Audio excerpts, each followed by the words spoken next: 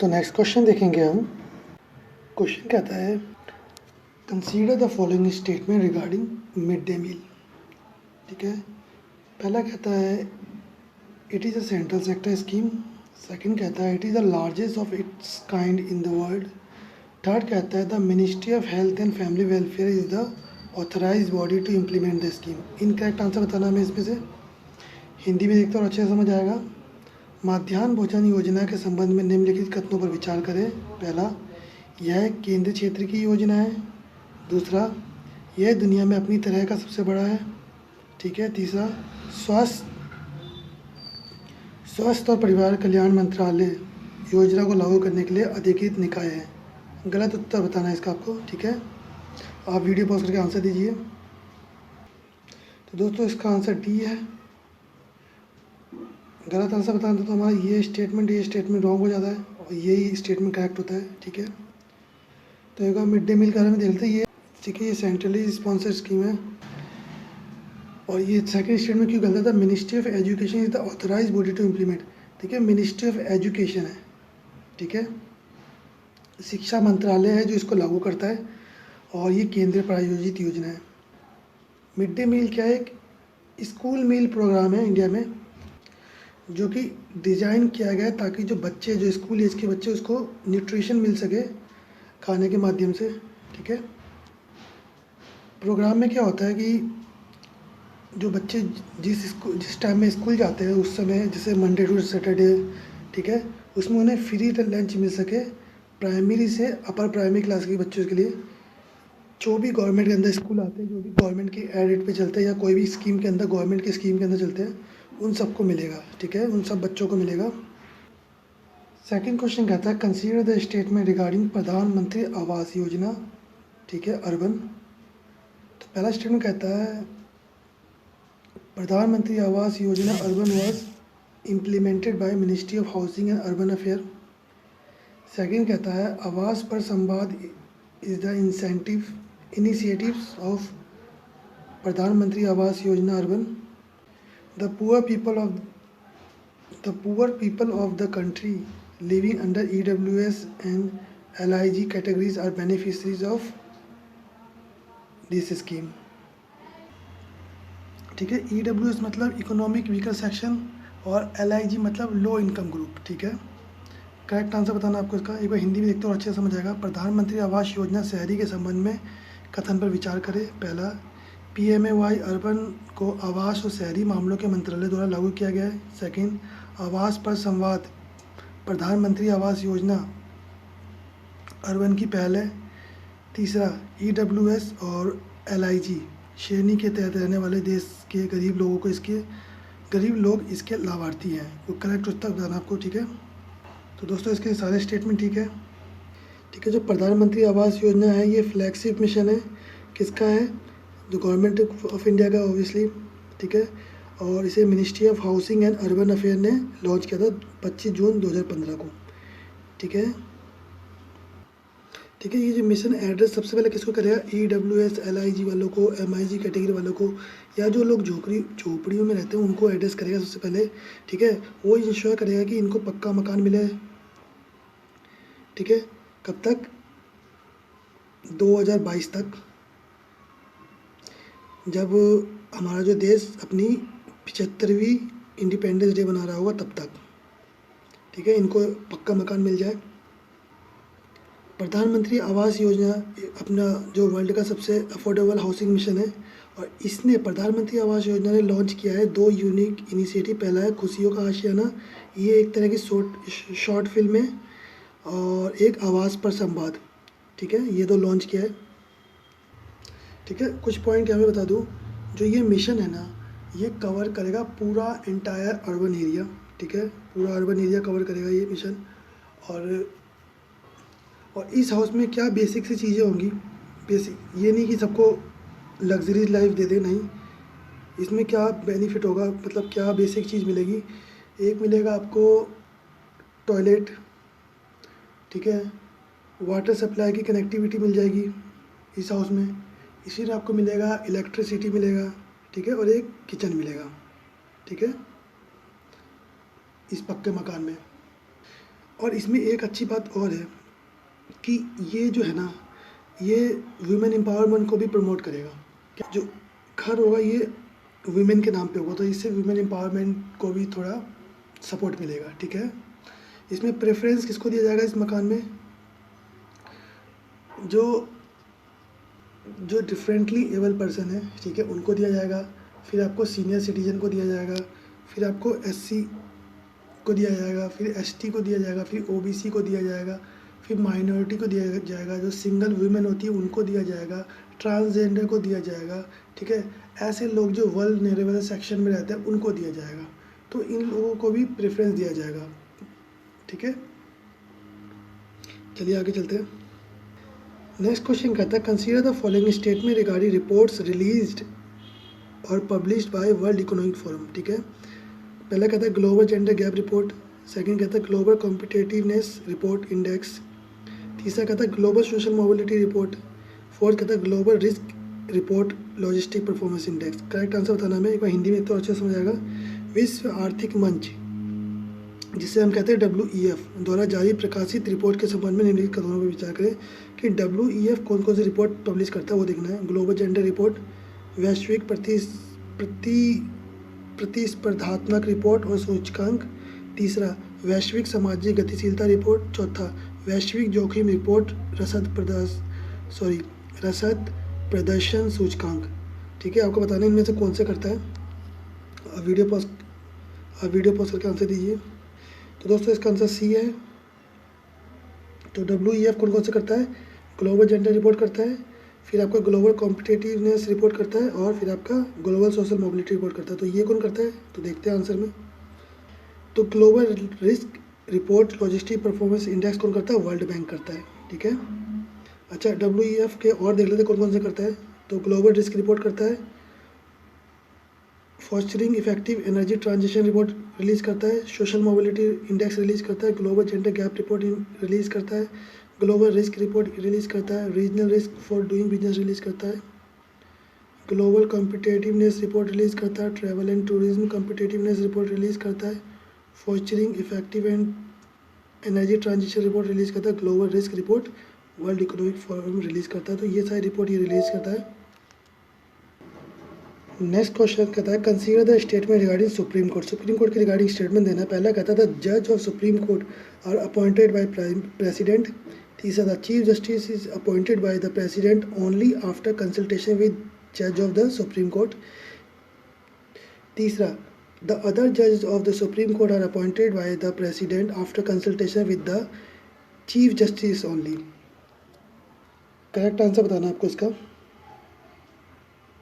एक बार हिंदी में एक तो अच्छे से समझ आएगा। सुप्रीम कोर्ट के बारे में बयान पर विचार करें। पहला, सर्वोच्च न्यायालय के न्यायाधीश की नियुक्ति राष्ट्रपति द्वारा की जाती है। सेकंड, सर्वोच्च न्यायालय के न्यायाधीशों के परामर्श के बाद ही राष्ट्रपति द्वारा मुख्य न्यायाधीश की नियुक्ति की जाती है। तीसरा, सर्वोच्च न्यायालय के अन्य न्यायाधीशों की नियुक्ति राष्ट्रपति द्वारा मुख्य न्यायाधीश से परामर्श के बाद ही की जाती है। सही उत्तर बताना आपको, वीडियो पॉज करके आंसर दीजिए। तो इसका आंसर सी है दोस्तों। पहला स्टेटमेंट ठीक है। अब देखते हैं दूसरा और तीसरा क्यों गलत है। तो कहता है कि जब chief justice is appointed by the president, ठीक है, इसमें कंसल्टेशन किसका लगता है प्रेसिडेंट को अपॉइंटमेंट करने में? तो जज ऑफ सुप्रीम कोर्ट का और हाई कोर्ट का अगर नेसेसरी है तो, ठीक है। तीसरा, जो अदर जजेस होते हैं अपॉइंटेड बाय प्रेसिडेंट होते हैं किसके कंसल्टेशन के द्वारा? चीफ जस्टिस के द्वारा और अदर जजेस ऑफ सुप्रीम कोर्ट के द्वारा और हाई कोर्ट के द्वारा अगर नेसेसरी है तो, ठीक है। कुछ इन्फॉर्मेशन देख लेते हैं सुप्रीम कोर्ट के बारे में क्या देखा है, ठीक है। तो आर्टिकल 124 147 पार्ट 5 में सुप्रीम कोर्ट के organization, independent jurisdiction, power, procedure के बारे में बात करता है, ठीक है। क्या बात करता है? आर्टिकल 124 से 147 के बारे में पार्ट 5 में, ठीक है। Part 5 supreme court. अभी हमारे पास कितने हैं? अभी हमारे पास है 34 जजेस है, 1 चीफ जस्टिस और 33 अदर जजेस है, ठीक है। जब इस सुप्रीम कोर्ट की स्थापना हुई थी तो ओरिजिनली हमारे पास कितने थे? 8 थे, ठीक है। एक चीफ जस्टिस थे, दूसरा अदर जजेस थे, ठीक है। ये हमारी स्ट्रेंथ थी। ये एक्स्ट्रा इन्फॉर्मेशन आगे चलो पढ़ लेते हैं। यूएसए में क्या है, जो फेडरल लॉ होता है वो इन्फोर्स किया जाता है फेडरल जुडिशरी के द्वारा, और स्टेट लॉ इन्फोर्स किया जाता है स्टेट जुडिशरी के द्वारा, ठीक है। अच्छा, supreme court of India was inaugurated किया गया था 28 जनवरी 1950 को, ठीक है। जब इंडियन कॉन्स्टिट्यूशन की स्थापना हुई थी ना, तो ये हुई थी इंटीग्रेटेड जुडिशरी सिस्टम के रूप में हुई थी, जिसमें कि हमारा जो सुप्रीम कोर्ट होता है टॉप होता है, ठीक है। उसके बाद हाई कोर्ट, फिर आपके नीचे आते हैं, ठीक है। और single system of the court हमने कहाँ से अडैप्ट किया है, गवर्नमेंट ऑफ इंडिया एक्ट 1935 से अडैप्ट किया है, ठीक है। क्वेश्चन 5 कहता है कंसीडर द स्टेटमेंट रिगार्डिंग, बारे में इसके बारे में कथन विचार करें कि यह अटलांटिक महासागर, मैक्सिको की खाड़ी और कैरिबियन सागर के चौराहे पर और कर्क रेखा के दक्षिण में स्थित है। ऐसी कौन सी जगह है? ब्राज़ील है, पेरू है, दक्षिण अफ्रीका है, क्यूबा है, ठीक है। आप वीडियो पॉज करके आंसर दीजिए। तो दोस्तों इसका आंसर डी है, क्यूबा है, ठीक है। आप एक बार क्यूबा के मैप में भी सर्च कर लीजिए। ये देखिए, ये आपका क्यूबा आ गया, ठीक है। हाँ,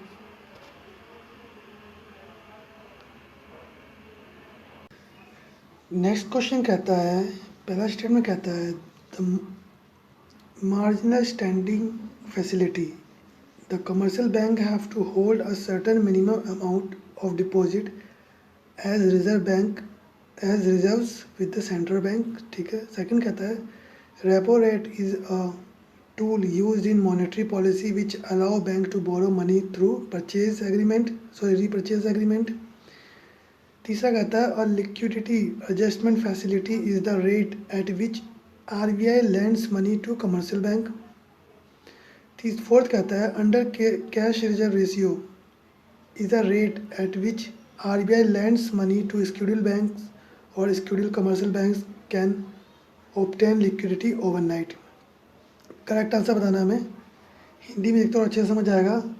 पहला कहता है सीमांत स्थायी सुविधा, वाणिज्यिक बैंकों को केंद्रीय बैंक के पास जमा राशि की एक निश्चित न्यूनतम राशि आरक्षित रखनी होती है। सेकंड, रेपो रेट मौद्रिक नीति में उपयोग किए जाने वाला एक उपकरण है जो बैंकों को पुनः खरीद समझौते के माध्यम से धन उधार लेने की अनुमति देता है।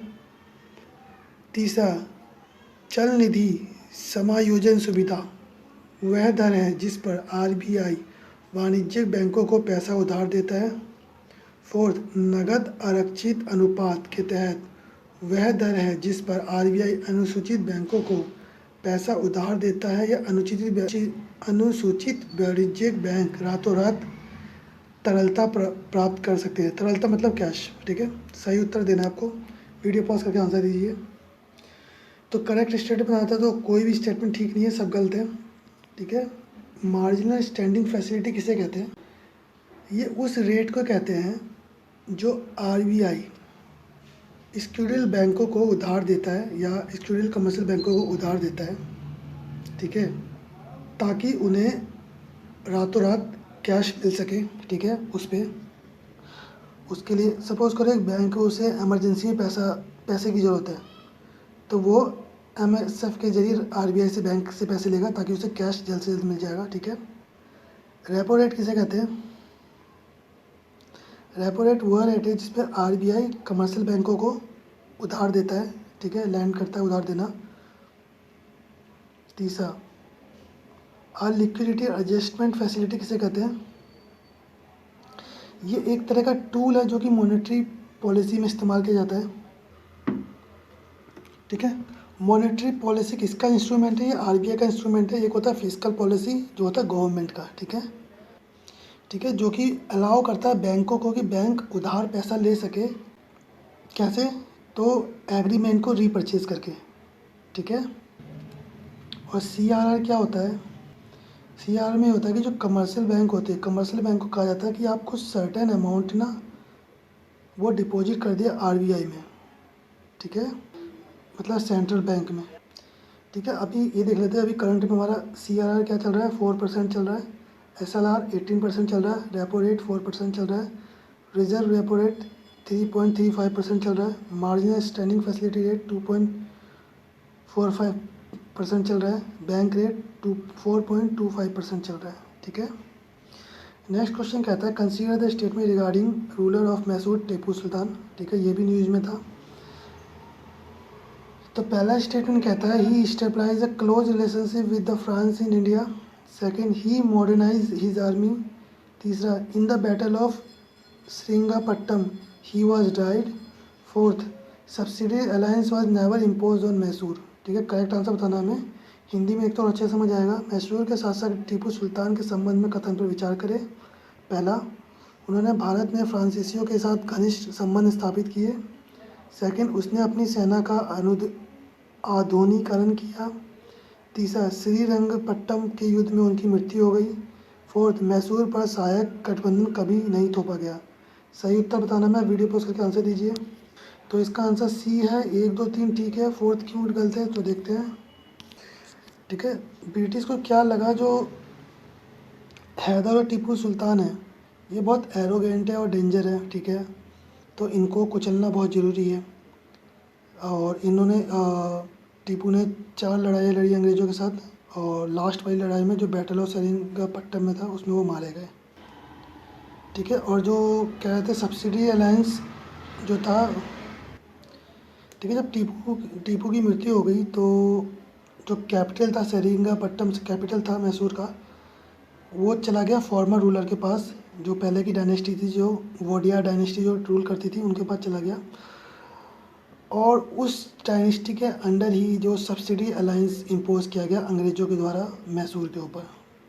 जब तक टीपू सुल्तान था, जब तक सब्सिडी अलायंस इम्पोज नहीं हुआ था, उसके मरने के बाद वो इम्पोज हो गया था उसके ऊपर। 4 लड़ाइयाँ लड़ी गई थी। पहली में हुआ था ट्रीटी ऑफ मद्रास हुआ था 1767 से 1769 में। 1780 से 1784 में ट्रीटी ऑफ मैंगलोर हुआ था। 1790 से 1792 के बीच में ट्रीटी ऑफ सेरिंगपट्टम हुआ था। 1799 में सब्सिडी अलायंस थोप दिया गया था मैसूर के ऊपर। नेक्स्ट क्वेश्चन कहता है consider the statement regarding session of parliament, ठीक है। ये क्वेश्चन क्यों आया, क्योंकि मानसून सेशन स्टार्ट होने वाला था, तो इसलिए ये न्यूज़ में था। The speaker chairman of Lok Sabha Rajya Sabha from time to time summon each house of parliament to meet. Second कहता है the maximum gap between 2 session of parliament can not be more than 6 month. तीसरा कहता है session of parliament is the period spanning between the first sitting of. तीसरा statement कहता है session of parliament is the period spanning between the first sitting of a house and it's prorogation. Correct answer बताना है हमें। हिंदी में एक तो अच्छे से समझ आएगा। संसद के सत्र के संबंध में कथन पर विचार करें। पहला, लोकसभा राज्यसभा के अध्यक्ष सभापति समय समय पर संसद के प्रत्येक सदन को बैठक के लिए बुलाते हैं। सेकंड, संसद के 2 सत्रों के बीच अधिकतम अंतराल 6 महीने से अधिक नहीं हो सकता। तीसरा, संसद का सत्र किसी सदन की पहली बैठक और उसके सत्रावसान के बीच की अवधि है। सही उत्तर बताना, वीडियो पॉज करके आंसर दीजिए। तो इसका आंसर ए है। 2 और 3 ठीक है। तो पहला क्यों गलत है, पहला इसलिए गलत है, इसमें कहा गया था कि लोकसभा के जो अध्यक्ष होते हैं, सभापति होते हैं, वो बुलाते नहीं, प्रेसिडेंट टाइम टू टाइम समन करते हैं ईच हाउस को, ठीक है, मिलने के लिए, ठीक है। एक सेशन ऑफ हाउस में बहुत सारी मीटिंग होती है और हर मीटिंग में 2 सीटिंग होती है, ठीक है। और जो पार्लियामेंट की जो सीटिंग होती है वो टर्मिनेट की जाती है कैसे, अर्जेंटमेंट और अर्जेंटमेंट सिंडाई के जरिए या प्रोरोगेशन और डेजुलेशन के जरिए, ठीक है। अर्जेंटमेंट जब होता है तो वो जो सीटिंग होती है वो स्पेसिफिक टाइम के लिए होती है, मतलब टाइम बता दिया जाता है कि आधे घंटे के लिए, 2 घंटे के लिए, 4 घंटे के लिए। लेकिन जो अर्जेंटमेंट सिंडाई होता है ये इसमें टाइम नहीं बताया गया होता है, ये इनडेफिनिट पीरियड के लिए होता है, ठीक है, ठीक है। अर्जेंटमेंट और अर्जेंटमेंट सिंडाई इसकी पावर किसके हाथ में होती है कि प्रेसाइडिंग ऑफिसर के हाथ में, जो हाउस को प्रेसाइड कर रहा होगा उसके हाथ में होगी, ठीक है। प्रेसाइडिंग ऑफिसर कौन कौन से हो सकते हैं, स्पीकर और चेयरमैन ही होंगे, जाहिर सी बात है, ठीक है। वो अर्जेंटमेंट सिंडाई कब करते हैं, जब बिजनेस ऑफ सेशन का जो बिजनेस सेशन का जो काम था वो कंप्लीट हो जाता है, तो उसे अर्जेंटमेंट सिंडाई कर दिया जाता है। प्रेसिडेंट प्रोरोगेशन के लिए नोटिफिकेशन देते हैं, ठीक है। राज्यसभा जो है वो परमानेंट हाउस है, तो वो डेजुलेशन उसका नहीं होता है, लोकसभा का होता है। जब लोकसभा डिसॉल्व हो जाती है, ठीक है, तो जितने भी बिल होंगे बिजनेस के रिगार्डिंग विजिलेंस मतलब किसी काम के रिगार्डिंग जितने भी बिल होंगे, मोशन होंगे, रेजुलेशन होंगे, नोटिस होंगे, पेटिशंस होंगे, और जो भी मतलब जो पेटिशन जो भी कुछ पेंडिंग होगा लोकसभा के आगे, उसकी कमेटी के आगे, सब लैप्स हो जाएगा, ठीक है। लैप्स मतलब समाप्त हो जाना। नेक्स्ट क्वेश्चन कहता है consider the following statement regarding monkey virus, monkey B virus. पहला कहता है monkey B virus can survive for hours और on surface particularly when most, ठीक है। सेकंड कहता है symptoms typically start within 1 month of being expose to B virus but could appear in as little as 3 to 7 days। तीसरा the first indication of B virus infections are typically flu like symptoms such as fever. Correct answer बताना है आपको। हिंदी में एक तो और अच्छे समझ आएगा। मंकी बी वायरस के संबंध में निम्नलिखित कथनों पर विचार करें। पहला, मंकी बी वायरस सतहों पर घंटों तक जीवित रह सकता है, खासकर नम होने पर। बी, लक्षण और आमतौर पर बी वायरस के संपर्क में आने के 1 महीने के भीतर शुरू हो जाते हैं, लेकिन 3 से 7 दिनों में ही प्रकट हो सकते हैं। तीसरा, बी वायरस के संक्रमण के पहले संकेत आमतौर पर बुखार जैसे फ्लू जैसे लक्षण होते हैं। सही उत्तर बताना है, वीडियो प्रोसेस के आंसर दीजिए। तो दोस्तों इसके सारे स्टेटमेंट ठीक है, ठीक है। मंकी बी वायरस के बारे में देख लेते हैं। तो ये जोनोटिक डिजीज़ है, ठीक है। मतलब कि जानवरों से इंसान में फैल सकता है अगर उस जानवर ने स्क्रैच किया हो ह्यूमन को या काट लिया हो, तो उससे ह्यूमन को फैल सकता है। अगर कोई बंदर इन्फेक्टेड है और उसने किसी इंसान को काट लिया हो, स्क्रैच कर दिया, तो उसको फैल सकता है, ठीक है। इसका सिम्टम्स क्या है? इसके सिम्टम्स जो है 1 महीने के अंदर ही आने शुरू हो जाते हैं, लेकिन इसे पूरी तरह आने में कितने दिन लग जाते हैं? 3 से 7 दिन लग जाते हैं, ठीक है। जो सिम्टम होते हैं 1 महीने के अंदर आना शुरू हो जाते हैं, ठीक है। सिम्टम जो होते हैं 1 महीने के अंदर अंदर शुरू हो जाते हैं, लेकिन 3 से 7 दिन में ये थोड़ा बहुत आना शुरू मतलब दिखना शुरू हो जाता है, ठीक है। इसका पहला इंडिकेशन क्या है? आपको बुखार की तरह लगेगा, जैसे फ्लू में होता है ना, वैसे बुखार की तरह लगेगा। और क्या होगा? आपको ठंड सी लगेगी, मांसपेशियों में दर्द होगा, आपको हेडेक होगा, सर दर्द होगा, थकान होगा। तो ये सब इसके सिम्टम्स हैं। और कुछ सिम्टम्स क्या है? आपको सांस लेने में थोड़ी सी तकलीफ़ होगी, ठीक है।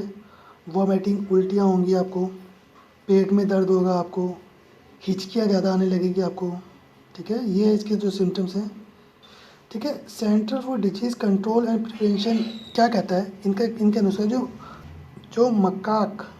क्या प्रोनाउंस करते हैं, मकाक जो बंदर होते हैं, मोंकी होते हैं, मोस्टली उन्हीं में ये वायरस पाया जाता है, ठीक है। और ये कहाँ पाया जाता है? उनके सलाइवा में पाया जाता है। सलाइवा मतलब लार में पाया जाता है, ठीक है। या उनके जो मल मूत्र होते हैं उसमें पाया जाता है, या उनके ब्रेन में या उनके स्पाइनल कोड के टिश्यू में पाया जाता है, ठीक है। और जो ये वायरस होता है, ठीक है, ये घंटों तक सरफेस पे टिक सकता। अगर वो सरफेस थोड़ा सा नमी वाला है तो वहाँ ये वायरस टिक सकता है, ठीक है। नेक्स्ट क्वेश्चन कहता है consider the statement regarding the country share their boundaries with Alps mountain range और पार्ट ऑफ अल्पाइन कंट्रीज़, ठीक है। कौन सा स्टेटमेंट ठीक है वो बताना आपको। हिंदी में एक तो अच्छे समझ आएगा। आल्प्स पर्वत श्रृंखला या अल्पाइन देशों के हिस्से के साथ अपनी सीमाओं को साझा करने वाले देशों के बारे में कथन पर विचार करें, ठीक है। जो आल्प्स पर्वत है, ठीक है, उससे कौन कौन सी कंट्रीज लगती है वो बताना हमें, ठीक है। ये स्टेटमेंट नीचे देखा, वीडियो पॉज करके आंसर दीजिए। तो ये डी है, लिechtenstein, स्विट्ज़रलैंड, जर्मनी, स्लोवेनिया, ठीक है। कौन कौन से टच करते हैं? फ्रांस करता है, स्विट्ज़रलैंड करता है, मोनाको करता है, इटली करता है, लिechtenstein, ऑस्ट्रिया, जर्मनी, स्लोवेनिया करता है, ठीक है। आल्प्स जो पर्वत है बहुत हाईएस्ट है यूरोप में, ठीक है। और 8 अल्पाइन कंट्रीज़ है, यही 8 अल्पाइन कंट्रीज लिखी हुई है, ठीक है।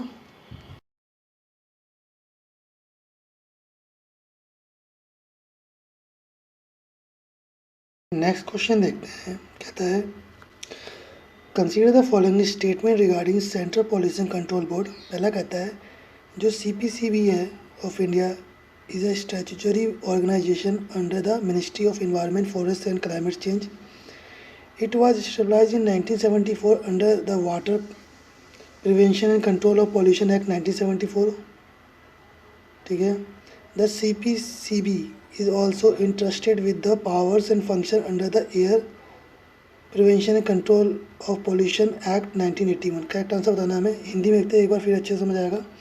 केंद्रीय प्रदूषण नियंत्रण बोर्ड के संबंध में निम्नलिखित कथनों पर विचार करें. पहला कहता है, भारत का केंद्रीय प्रदूषण नियंत्रण बोर्ड पर्यावरण, वन और जलवायु परिवर्तन मंत्रालय के तहत एक वैधानिक संगठन है.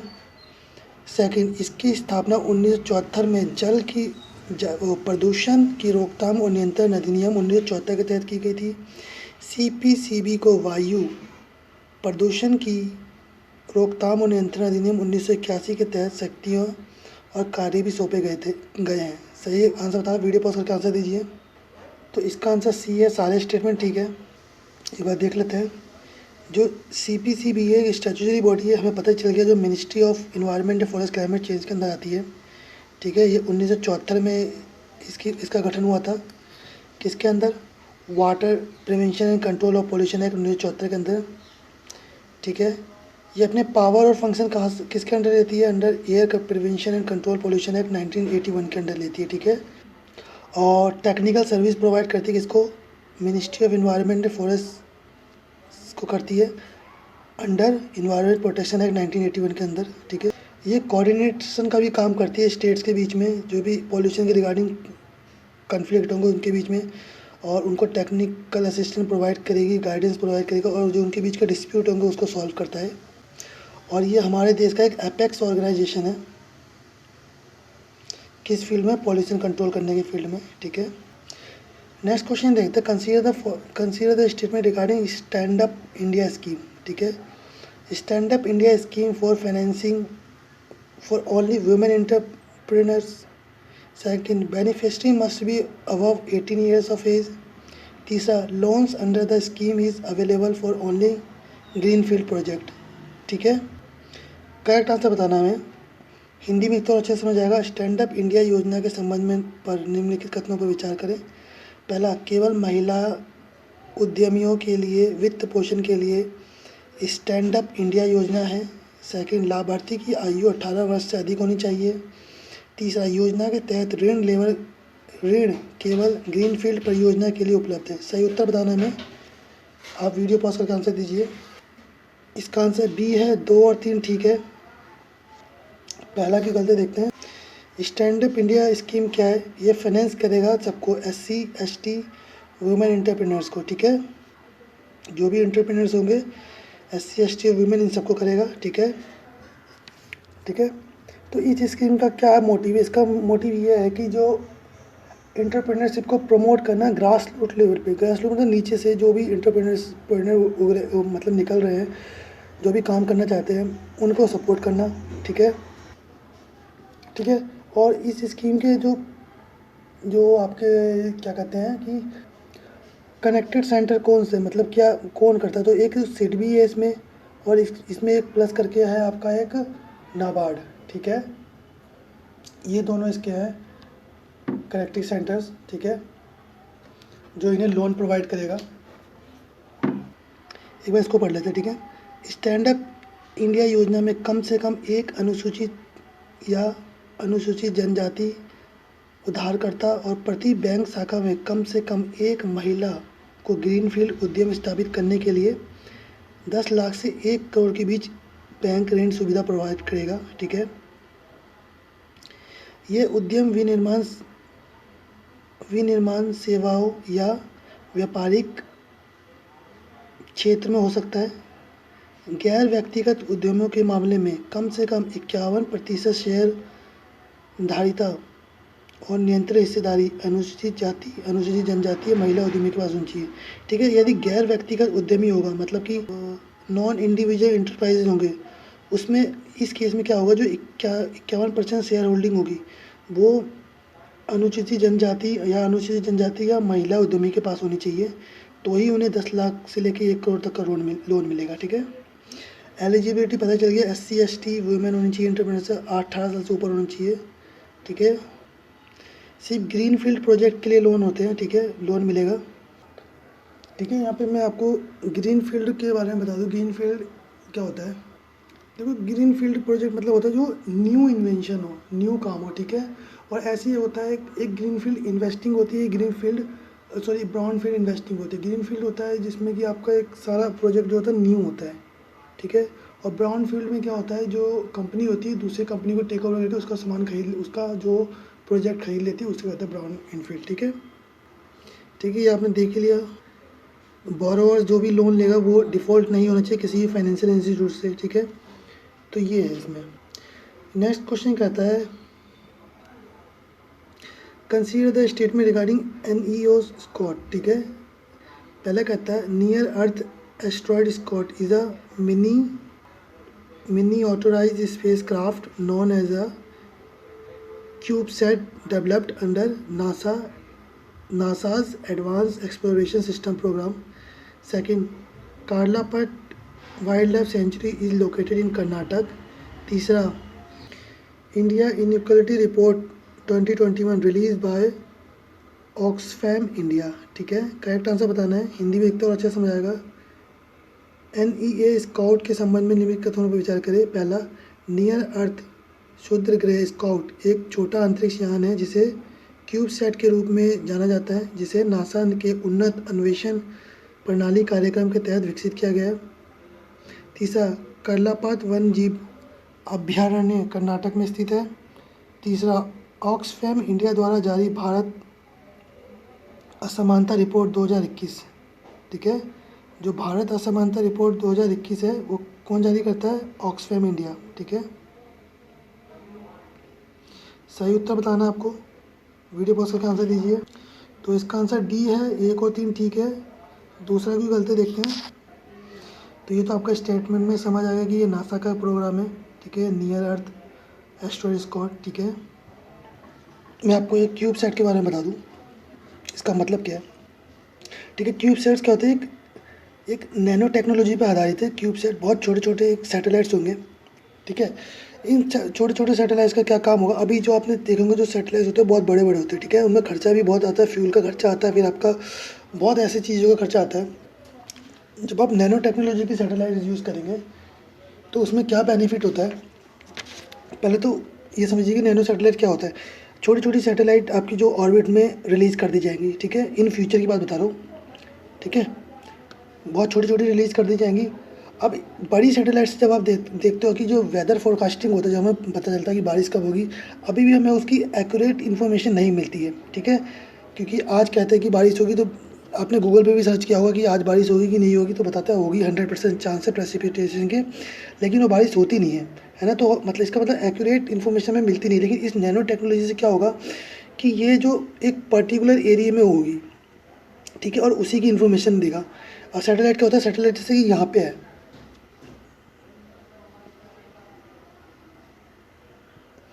सपोज करो सैटेलाइट यहाँ पे है, सैटेलाइट यहाँ पे आपका, ठीक है। और अगर हम इस जगह की अगर हम पूछेंगे वेदर फोरकास्टिंग क्या बारिश होगी नहीं होगी, तो इसको ना इन्फॉर्मेशन लेने में बहुत दिक्कत आएगी, एक्यूरेट इन्फॉर्मेशन नहीं दे पाएगा। लेकिन जो नैनो टेक्नोलॉजी होगी पूरे ऑर्बिट में, पूरे जगह फैली होगी स्पेस में ना, तो क्या होगा कि इससे हमें एग्जैक्ट इन्फॉर्मेशन हमें मिल सकती है क्यूबसैट के जरिए, ठीक है। और ये कैसे ये इन्फॉर्मेशन देखा, जैसे कि ये क्यूबसैट एरा, ये क्यूबसैट एरा, ये क्यूबसैट, तो ये इसको पास करेगा इन्फॉर्मेशन, ये इसको पास करेगा, ये इसको पास करेगा, ये इसको इन्फॉर्मेशन पास करेगा, ऐसे ऐसे करके ये हमारे तक इन्फॉर्मेशन देगा, ठीक है। क्योंकि क्यूबसैट क्वान्टिटी में ज़्यादा होगा तो इसके ज़्यादा चांस होंगे एक्यूरेट इन्फॉर्मेशन देने के, ठीक है। अब इसका क्या फ़ायदा होगा? इसका एक और फ़ायदा है कि जो रेडिएशन होते हैं उसकी इन्फॉर्मेशन भी देगा हम लोगों को, ठीक है। और इन फ्यूचर क्या होगा कि अगर हम स्पेस को एक्सप्लोर करेंगे तो ये उसमें भी हेल्प करेगा, ठीक है। तो इन फ्यूचर जो नैनो टेक्नोलॉजी का बहुत बड़ा योगदान होगा, इसलिए जो साइंटिस्ट है इस पर बहुत काम कर रहे हैं। तो ये था आपका क्यूबसैट का काम, ठीक है ना। तो कर्लापाट वाइल्ड लाइफ सेंचुरी कहाँ है? ये आपका है, ठीक है, ये उड़ीसा में है, ठीक है, उड़ीसा में है। और ये 175 स्क्वायर किलोमीटर में फैला हुआ है। इसमें प्लांट कम्युनिटी कौन सी पाई जाती है? तो डिसीडियस डिसीडियस फॉरेस्ट पाया जाता है, स्क्रबलैंड्स पाया जाता है, ठीक है। और कौन कौन से फ्लोरा पाए जाते हैं, सेल, बीजा, आसन, ठीक है, हरीदा, आंवला, बहाड़ा, बैम्बो, ठीक है, ये पाए जाते हैं। ये बहुत वाइल्ड लाइफ स्पीसीज़ का भी होम है, जैसे कि टाइगर, लियोपार्ड, सांबर, ठीक है, नीलगाय हो गया आपका, बार्किंग डियर हो गया, माउस हो गया, ठीक है, बहुत सारे। नेशनल पार्क देख लेते हैं उड़ीसा में और कौन कौन से हैं। सिम्पली नेशनल पार्क, ये वाइल्ड लाइफ सेंचुरी भी है। भितरकनिका नेशनल पार्क, ये भी वाइल्ड लाइफ सेंचुरी है। और Karlapat wildlife sanctuary. Next question देखते हैं, consider the statement regarding member of Lokpal. पहला कहता था Lokpal to consist of chairperson with maximum of 8 members of which 50% shall be judicial member. Second, 50% of the member of Lokpal shall come from the amongst the SC, ST, OBC, minority and women. तीसरा, prime minister is chairman of a selection committee. Correct answer बताना, हिंदी में एक बार फिर अच्छे समझ आएगा। लोकपाल के सदस्य के बारे में बयान पर विचार करें। लोकपाल में एक अध्यक्ष होगा जिसमें अधिकतम 8 सदस्य होंगे, जिनमें से 50% न्यायिक सदस्य होंगे। सेकंड, लोकपाल के 50 सदस्य अनुसूचित जाति, अनुसूचित जनजाति, अन्य पिछड़ा वर्ग, अल्पसंख्यकों, महिलाओं में से होंगे। तीसरा, प्रधानमंत्री इसके चयन समिति के अध्यक्ष होंगे। सही उत्तर बताना हमें, वीडियो पॉज करके आंसर दीजिए। तो इसके सारे स्टेटमेंट ठीक है। सी, लोकपाल डील किससे करता है, जो भी कंप्लेन आएगी किसके अगेंस्ट, मिनिस्टर, सेक्रेटरीट, सेंटर और स्टेट लेवल के, ठीक है, उनको देखता है। और लोकायुक्त किसके साथ डील करता है, ये डील करता है हायर ऑफिसर के अगेंस्ट, ठीक है। लोकपाल अपॉइंट किया जाता है प्रेसिडेंट के द्वारा। कंसल्टेशन किससे लेते हैं, प्रेसिडेंट चीफ मिनिस्टर से लेते हैं, sorry chief justice of India से लेते हैं, लोकसभा के स्पीकर से लेते हैं, राज्यसभा के चेयरमैन से लेते हैं, ठीक है, लोकसभा के अध्यक्ष से और सभापति राज्यसभा के, ठीक है। अच्छा, सिलेक्शन कमेटी में कौन कौन होते हैं, चेयरमैन होते हैं और मेंबर ऑफ लोकपाल होते हैं, ठीक है। स्पीकर ऑफ लोकसभा होते हैं, leader of opposition of Lok Sabha होते हैं, चीफ जस्टिस ऑफ इंडिया होते हैं, या सिटिंग सुप्रीम कोर्ट के जज होंगे जो कि नॉमिनेट करेंगे चीफ जस्टिस ऑफ इंडिया। ये कमेटी, सिलेक्शन कमेटी के मेंबर होते हैं। और एक होते हैं एमिनेंट ज्यूरिडिस्ट, जो कि प्रेसिडेंट नॉमिनेट करते हैं, ठीक है। नेक्स्ट क्वेश्चन कहता है consider the statement regarding Gulf of Aden. It connected with the Red Sea through Bab el Mandeb strait. Second, the Gulf of Aden, also known as the Gulf of Berbera, is a deeper water gulf between Yemen to the north, Arabian Sea to the east. तीसरा, the Gulf of Aden connect to the Gulf of Oman through Saudi Arabia. Correct statement बताना हमें, हिंदी में एक तो अच्छे समझ आएगा। अदन की खाड़ी के संबंध में कथन पर विचार करें। पहला, ये लाल सागर से बाब अल मंडेब जल डमरू मध्य में से जुड़ता है। सेकंड, अदन की खाड़ी जिसे बरबेरा की खाड़ी के रूप में भी जाना जाता है, उत्तर में यमन, पूर्व में अरब सागर के बीच एक गहरे पानी की खाड़ी है। तीसरा, अदन की खाड़ी सऊदी अरब के माध्यम से ओमान की खाड़ी से जुड़ती है। सही आंसर बताना हमें इसका, वीडियो पॉज करके आंसर दीजिए। 1 और 2 ठीक है, 3 की गलती देखते हैं। तो गल्फ़ ऑफ अदन जो है उसे गल्फ़ ऑफ बरबेरा भी कहते हैं, ये डीप वाटर है गल्फ़ का, ठीक है। यमन का इसके नॉर्थ में, अरेबियन सी इसके ईस्ट में, डिजिबूटी इसके वेस्ट में है, और गुर्दाफुजी चैनल, स्कोटोरा एंड सोमालीलैंड इसके साउथ में, ठीक है। तो नेक्स्ट क्वेश्चन देखेंगे हम लोग। क्वेश्चन कहता है consider the following statement regarding bureau of energy efficiency, ठीक है। It is statutory body and was set up under the provision of the energy conservation act 2001। Second कहता है its primary objective of reducing energy intensity of the Indian economy. तीसरा कहता है it works under the ministry of petroleum and natural gas. Correct answer बताना है, वह हिंदी में एक तो अच्छे समझ आएगा। ब्यूरो ऑफ एनर्जी एफिशिएंसी के संबंध में निम्नलिखित कथनों पर विचार करें। पहला, यह वैधानिक निकाय है और इसे ऊर्जा संरक्षण अधिनियम 2001 के प्रावधानों के तहत स्थापित किया गया था। सेकंड, इसका प्राथमिक उद्देश्य भारतीय अर्थव्यवस्था की ऊर्जा तीव्रता को कम करना है। तीसरा, यह पेट्रोलियम और प्राकृतिक गैस मंत्री के अधीन काम करता है। सही उत्तर बताना, वीडियो पॉज करके आंसर दीजिए। तो इसका आंसर डी है, 1 और 2 ठीक है, तीसरा क्यों गलत देखते हैं। तो दोस्तों ये जो वर्क काम करता है मिनिस्ट्री ऑफ पावर के अंदर काम करता है, ठीक है, विद्युत मंत्रालय के अंदर काम करता है। जो गवर्नमेंट ऑफ इंडिया ने सेटअप किया था ब्यूरो ऑफ एनर्जी एफिशिएंसी को 2002 में 1 मार्च को, किसके अंडर किया था, तो अंडर किया था provision of energy conservation act 2001 के अंदर किया था, ठीक है। ऊर्जा संरक्षण अधिनियम 2001 के अंदर इसे गठन किया गया था। यह एक स्टैट्यूटरी बॉडी जो कि आपको स्टेटमेंट में पता ही चल गया था, और सेटअप हुआ था प्रोविजन एनर्जी कंजर्वेशन एक्ट 2001 के अंदर, वही बात आ गई दोबारा से। इसका प्राइमरी ऑब्जेक्टिव क्या है, जो एनर्जी इंटेंसिटी है उसको कम करना इंडियन इकोनॉमी में, ठीक है। इसका फंक्शन क्या है, रिसर्च एंड डेवलपमेंट को प्रमोट करना, इम्प्लीमेंट करना पायलट प्रोजेक्ट को, ठीक है, प्रोजेक्ट का डेमोन्स्ट्रेट करना, ठीक है, फॉर्मुलेट करना, उसे सर्विस प्रोवाइड करना, फैसिलिटेट करना, ठीक है, ये इसका काम है। नेक्स्ट क्वेश्चन कहता है consider the following statement regarding bird flu. पहला, बर्ड फ्लू और avian flu is an infectious types of influenza that is spread among birds. Second, it can affect human but most of them do not infect human, ठीक है। Bird flu is spread to human by close contact with only dead infected bird. Correct answer बताना है, हिंदी में एक तो और अच्छे से समझ आएगा। बर्ड फ्लू के संबंध में निम्नलिखित कथनों पर विचार करें। पहला, बर्ड फ्लू या एवियन फ्लू एक संक्रामक प्रकार का इन्फ्लुएंजा है जो पक्षियों में फैलता है। सेकंड, ये मनुष्य को प्रभावित कर सकता है लेकिन उनमें से अधिकांश मनुष्यों को संक्रमित नहीं करते हैं।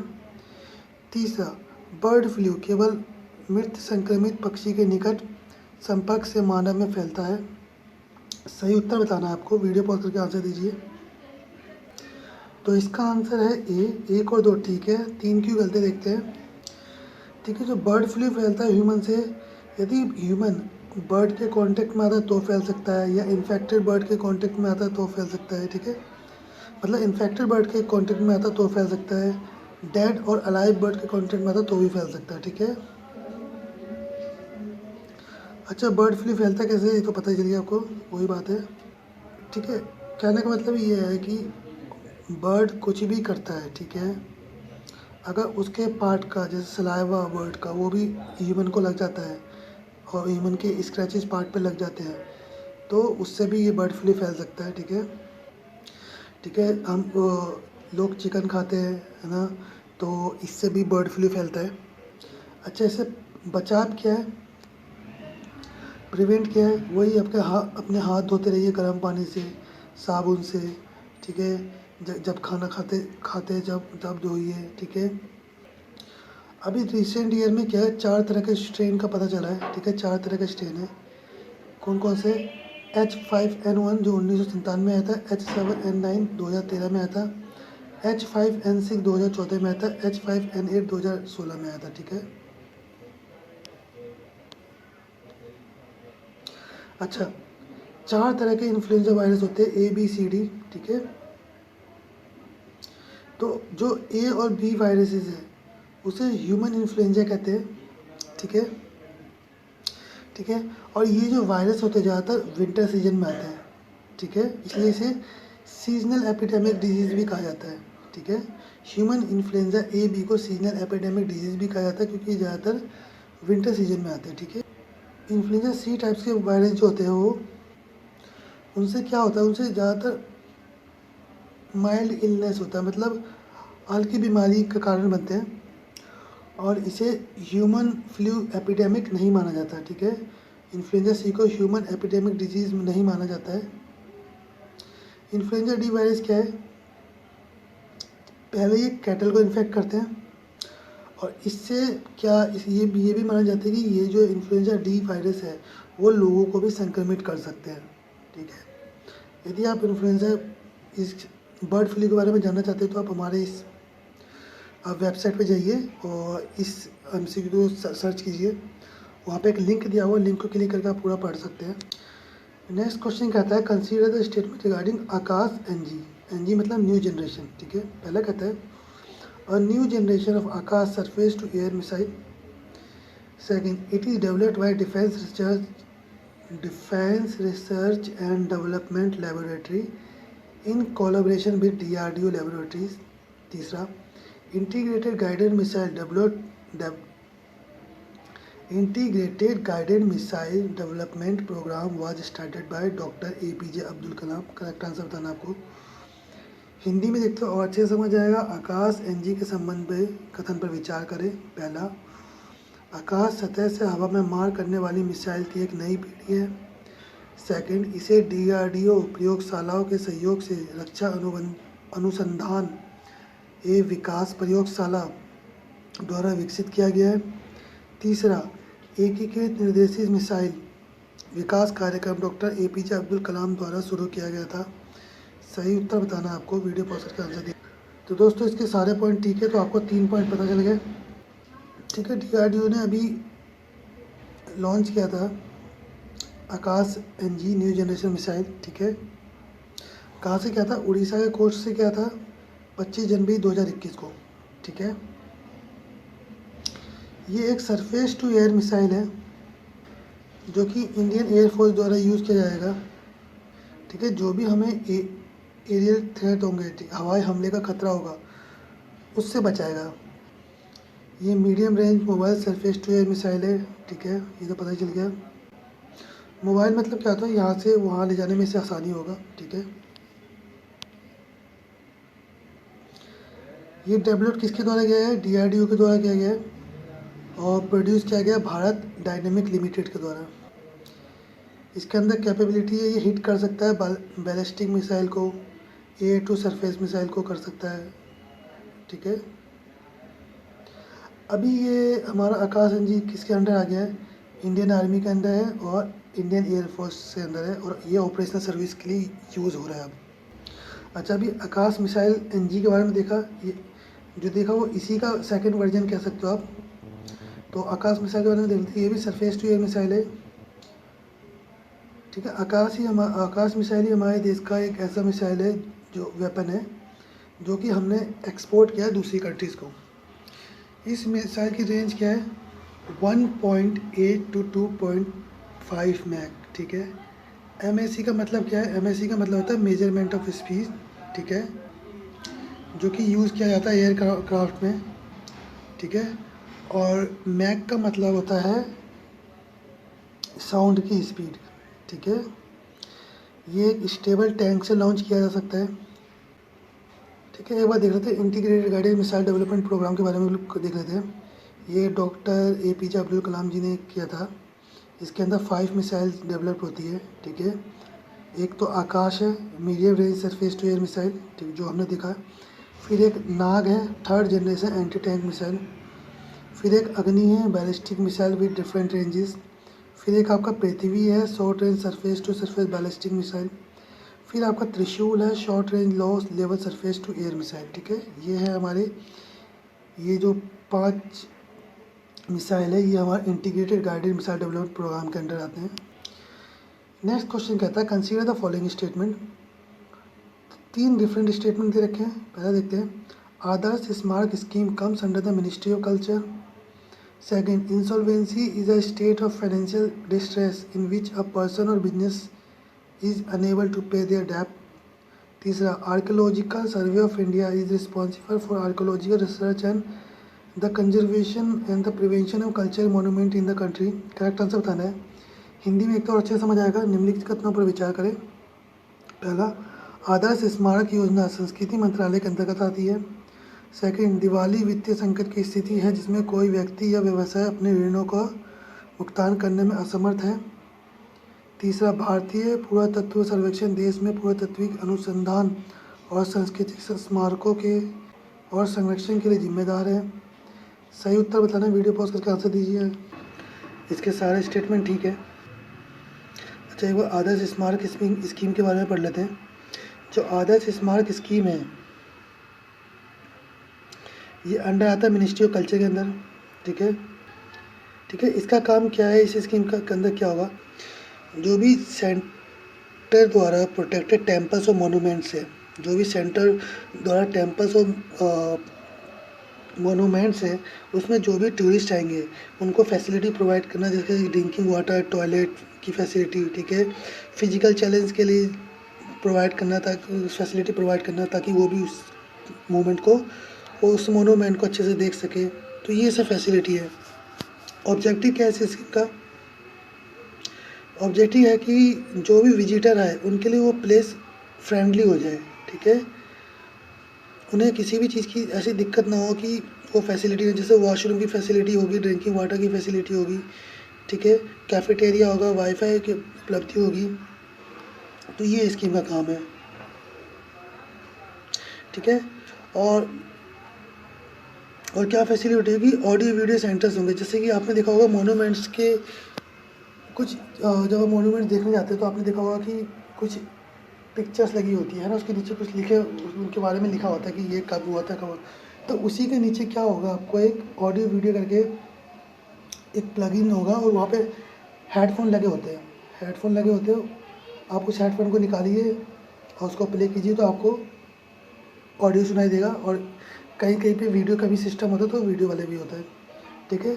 मोनूमेंट एक्सेसिबल होना चाहिए जो डिफरेंटली एबल पीपल है उनके लिए। और इसमें हमें स्वच्छ भारत अभियान भी इम्प्लीमेंट करना है, ठीक है, सफाई का भी ध्यान देना है। इंसॉल्वेंसी का मतलब कहता है, इसका मतलब है दिवालियापन। इस पूरे का मतलब बता दूं मैं। यदि कोई पर्सन या इंस्टीट्यूट या कोई संस्था किसी से लोन लेती है, ठीक है, इस संस्था ने इससे लोन लिया, ठीक है, अब ये इसको पैसे देने में असमर्थ है, ठीक है, तो इसके ऊपर इंसॉल्वेंसी की कार्रवाई हो सकती है, ठीक है, ठीक है। अब ये क्या कर सकता है, ये इसे कोर्ट में ले जा सकता है, ठीक है, इसके ऊपर केस कर सकता है इंसॉल्वेंसी का। और इंसॉल्वेंसी का इसके ऊपर केस होगा तो इसको क्या करना होगा, इसको जो जितनी भी संपत्ति है इसकी, जिसमें रहता है या वो भी, या ऑफिस है, सबको संपत्ति को ऐड किया जाएगा और इसका भुगतान किया जाएगा, ठीक है। या तो ये हो सकता है, ठीक है, या तो ये जो गिवर है जिसने पैसा दिया है इसे, ये इससे पर्सनली अपना जो आपस में बातचीत करके भी कर सकता है, लेकिन फिर इसके लिए ये खुद ही जिम्मेदार होगा, ये फिर कोर्ट में नहीं आ सकता इस चीज़ के लिए, ठीक है। तो ये इंसॉल्वेंसी है। सिंपल सी बात है, अगर कोई पर्सन पैसा नहीं दे पा रहा है, पैसा देने में असमर्थ है, तो वो दिवाली की कैटेगरी में आ जाएगा, ठीक है। ASI क्या है? ये इंडियन गवर्नमेंट एजेंसी है, ठीक है, मिनिस्ट्री ऑफ कल्चर के अंदर आती है, जो कि रिस्पॉन्सिबल है आर्कियोलॉजिकल रिसर्च के लिए, ठीक है। और जो हमारे मोनूमेंट्स हैं, ठीक है, उनको कंजर्वेशन करने के लिए, प्रिजर्वेशन करने के लिए, ठीक है, बचाने के लिए, उनकी देख रेख करने के लिए, ठीक है। इसको 1881 में खोजा गया था, किसके द्वारा? अलेक्जेंडर कनिंघम के द्वारा, जो कि बाद में इसका डायरेक्टर जनरल बना, ठीक है। नेक्स्ट क्वेश्चन कहता है, कंसीडर फॉलोइंग स्टेटमेंट रिगार्डिंग कमन अमन सेतु फ्रेंडशिप ब्रिज बिटवीन इस टू कंट्री, ठीक है। कमन अमन सेतु फ्रेंडशिप ब्रिज के बीच के कथन पर विचार करें, कौन सा कथन सही है, ठीक है। जो कमन अमन सेतु ब्रिज है वो कौन सी दो कंट्री के बीच में है, वो हमें बताना है। तो इसका आंसर सी है, इंडिया और पाकिस्तान के बीच में, ठीक है। कमन अमन सेतु ब्रिज को ब्रिज ऑफ पीस भी कहा जाता है, जो कि कनेक्ट करता है कश्मीर वैली, जो कि पाकिस्तान ऑक्यूपाइड कश्मीर में है, and Kaman Aman Setu is located at Uri, जो कि नॉर्थ कश्मीर में, ठीक है। नेक्स्ट क्वेश्चन देखते हैं, consider the following statement regarding central bank digital currency. पहला कहता है central bank digital currency is the programme of RBI। Second कहता है central bank digital currency are also called digital fiat currency. तीसरा कहता है a central bank digital currency is different from virtual currency and crypto currency, ठीक है। Correct answer बताना है आपको। हिंदी में एक तो अच्छे समझ आएगा। सेंट्रल बैंक डिजिटल करेंसी के संबंध में निम्नलिखित कथनों पर विचार करें। पहला, central bank digital currency RBI का प्रोग्राम है। सेकंड, सेंट्रल बैंक की डिजिटल करेंसी को डिजिटल फिएट करेंसी भी कहा जाता है, ठीक है। ये फिएट करेंसी किसे कहते हैं? फिएट करेंसी कहते हैं जो गवर्नमेंट इशू करती है, ठीक है ना, गवर्नमेंट जो इशू करती है उसे कहते हैं फिएट करेंसी, ठीक है। और जो इसको फिजिकल कमोडिटी से रिप्लेस नहीं कर सकते हम लोग, ठीक है, और ना ही जो इंस्ट्रूमेंट होते हैं उससे रिप्लेस कर सकते हैं। फाइनेंशियल जो इंस्ट्रूमेंट होते हैं उससे रिप्लेस नहीं कर सकते, ठीक है। तो फिएट करेंसी कौन कौन से होते हैं, जैसे हमारा हो गया रुपीज़, है ना, यूएस का डॉलर हो गया, फिर आपका ब्रिटिश का पाउंड हो गया, ब्रिटिश पाउंड हो गया, यूरो हो गया, तो ये है, ठीक है ना। तीसरा कहता है एक सीबीडीसी अभ्यासी मुद्रा और क्रिप्टो करेंसी से अलग है। सही उत्तर बताना आपको। तो इसके अंदर डी है, एक और दो ठीक है, सी क्यों गलत है। तो जो central bank digital currency define नहीं है अच्छी तरीके से, ठीक है। और सीबीडीसी को फिएट करेंसी भी कहा जाता है, डिजिटल बेस्ड करेंसी भी कहा जाता है। जो अभी का जो सीबीडीसी है वो बिटकॉइन से, अभी का जो सीबीडीसी है वो बिटकॉइन से इंस्पायर्ड है, ठीक है। लेकिन जो सीबीसी है वो बहुत अलग है वर्चुअल करेंसी से और क्रिप्टो करेंसी से, जो कि स्टेट द्वारा इशू नहीं किया जाता है और इसे लीगल टेंडर भी नहीं माना जाता है गवर्नमेंट के द्वारा, ठीक है। अभी तक 80% जो सेंट्रल बैंक्स हैं वो डिजिटल करेंसी को मतलब देख रहे हैं, उस पर काम कर रहे हैं, ठीक है, ठीक है। जो आरएमबी है वो चाइना की डिजिटल करेंसी है और ये फर्स्ट डिजिटल करेंसी जो कि किसी मेजर इकोनॉमी में इशू की गई है, ठीक है। नेक्स्ट क्वेश्चन कहता है consider the following statement regarding appointment of high court, ठीक है। पहला कहता है chief justice of high court is appointed by president after consultation with the chief justice of India and the governor of state concern. Second कहता है for appointment of other जजेस of high court the chief justice of the concern high court is also consulted. तीसरा in case of common high court for two और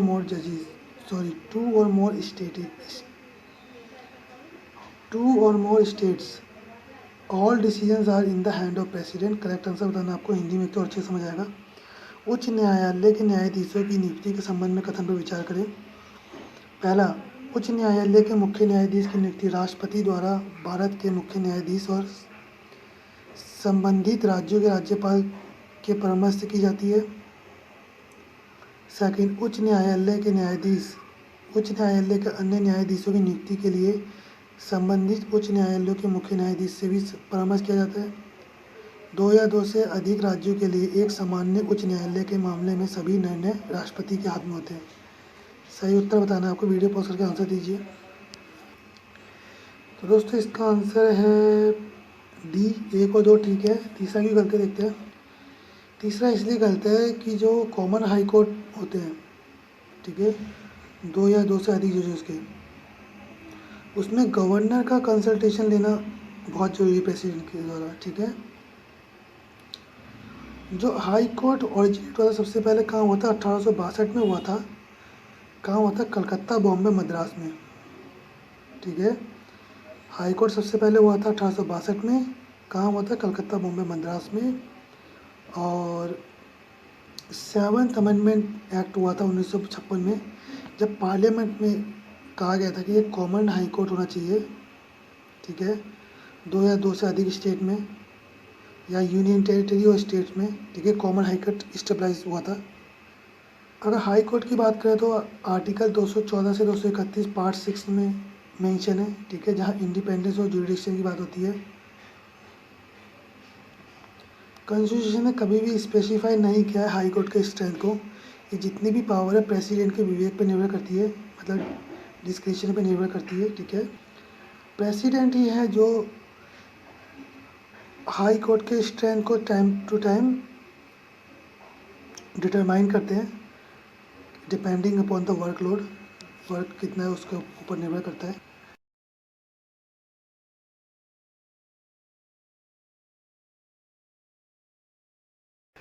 next question कहता है consider the statement regarding bureau of investigation. पहला CBI headed by a director, he is assisted by a special director और an additional director. Second director of CBI as inspector general of police. तीसरा the director of CBI has been provided security of 2 years tenure in the office by CBC act 2003। चौथा The President shall appoint the Director of CBI on the recommendation of 3-member committee consisting of Prime Minister। Correct answer बताना आपको, हिंदी में एक तो अच्छे से समझ आएगा। केंद्रीय जांच ब्यूरो के संबंध में कथन पर विचार करें। पहला सीबीआई का नेतृत्व एक निर्देशक करता है, उन्हें एक विशेष निर्देशक या एक अतिरिक्त निर्देशक द्वारा सहायता प्रदान की जाती है। सेकंड, सीबीआई के निर्देशक पुलिस महानिरीक्षक के रूप में कार्य करते हैं। तीसरा, सीबीआई के निर्देशक को सीबीसी अधिनियम 2003 द्वारा कार्यालय में 2 साल के कार्यकाल की सुरक्षा प्रदान की गई है। चौथा, राष्ट्रपति प्रधानमंत्री से मिलकर बनी 3 सदस्यीय समिति की सिफारिश पर सीबीआई के निर्देशक की नियुक्ति करते हैं। सही उत्तर बताना है, वीडियो पॉज करके आंसर दीजिए। इसका आंसर बी है, 1 2 3 ठीक है। देखते हैं 4 क्यों गलत है। तो चौथा पॉइंट इसलिए गलत है क्योंकि सेंट्रल गवर्नमेंट अपॉइंट करती है डायरेक्टर को सीबीआई के, ठीक है। और ये सेंट्रल गवर्नमेंट सलाह के सीधे 3 मेंबर कमेटी होती है जिसमें प्राइम मिनिस्टर हेड होते हैं। जो स्पेशल पुलिस इस्टेब्लिशमेंट हुआ था 1941 को, वो भी सीबीआई में मर्ज हो चुका है, ठीक है। सीबीआई का इस्टेब्लिशमेंट के लिए किसने रिकमेंडेशन दिया था, तो सांतना कमेटी ने दिया था। और सांतना कमेटी किससे बनी थी, प्रिवेंशन ऑफ करप्शन पे बनी थी, ठीक है। सीबीआई स्टैट्यूटरी बॉडी नहीं है क्योंकि अपनी पावर ड्राइव करती है Delhi police special establishment act 1940 से। सीबीआई जो है मेन इन्वेस्टिगेशन एजेंसी है सेंट्रल गवर्नमेंट की। नेक्स्ट क्वेश्चन कहता है consider the following statement. 3 different statement दे रखे हैं। पहला कहता है honey mission programme was launch by Khadi village industries commission, जिसे हम केविक भी कहते हैं, अंडर मिनिस्ट्री ऑफ एमएसएमई। तीसरा inland vessel bill 2021, one of the key features of the bill is unified law for the country instead of separate rules framed by the state. तीसरा, प्राकृतिक कृषि पद्धति एज अ सब scheme of परंपरागत कृषि विकास योजना। Correct answer बताना आपको, हिंदी में तो अच्छे समझ आएगा। हनी मिशन कार्यक्रम एमएसएमई मंत्रालय के तहत खादी और ग्राम उद्योग आयोग द्वारा शुरू किया गया था। सेकंड, अंतर्देशीय पोत विधेयक 2021, विधेयक की प्रमुख विशेषता में से एक राज्यों द्वारा बनाए गए अलग नियमों के बजाय देश के लिए एकीकृत कानून है। तीसरा, परंपरागत कृषि विकास योजना की एक उप योजना के रूप में प्राकृतिक कृषि पद्धति योजना है। सही उत्तर बताना, वीडियो पॉज करके आंसर दीजिए। तो दोस्तों ये सारे स्टेटमेंट ठीक है, ठीक है। अभी जो रिसेंटली अपॉइंटमेंट हुआ है आपका मिनिस्ट्री सर्बानंद सोनोवाल का, उन्होंने कहा है कि जो ये बिल है इंश्योर करेगा सिक्योरिटी किस की, नेविगेशन की, कार्गो की, या जो लाइफ की जो सिक्योरिटी देगा, ठीक है, पॉल्यूशन की सिक्योरिटी देगा ये बिल, ठीक है। स्पेशल फीचर क्या है, ये बात करेगा लॉ फॉर द कंट्री, मतलब कंट्री का एक लॉ की बात करता है ये, ठीक है, ना कि स्टेट का अलग अलग लॉ की बात करेगा।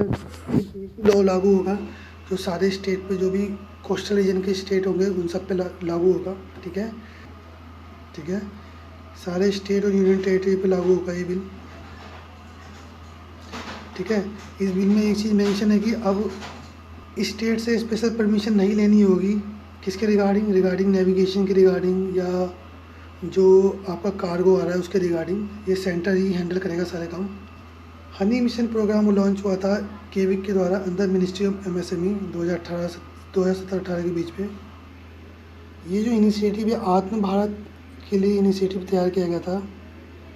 इसमें क्या होगा, जो लोकल एम्प्लॉयमेंट है, ठीक है, लोकल एम्प्लॉयमेंट क्रिएट किया जाएगा, जो भी माइग्रेंट वर्कर जो बाहर जाते हैं काम करने के लिए उनके लिए, ठीक है। हनी मिशन के कार्यक्रम के जरिए ये जो है लोकल एम्प्लॉयमेंट प्रोवाइड करेगा माइग्रेंट के लिए, ठीक है। और हनी मिशन किसका प्रोग्राम है, केविक का प्रोग्राम है, ठीक है।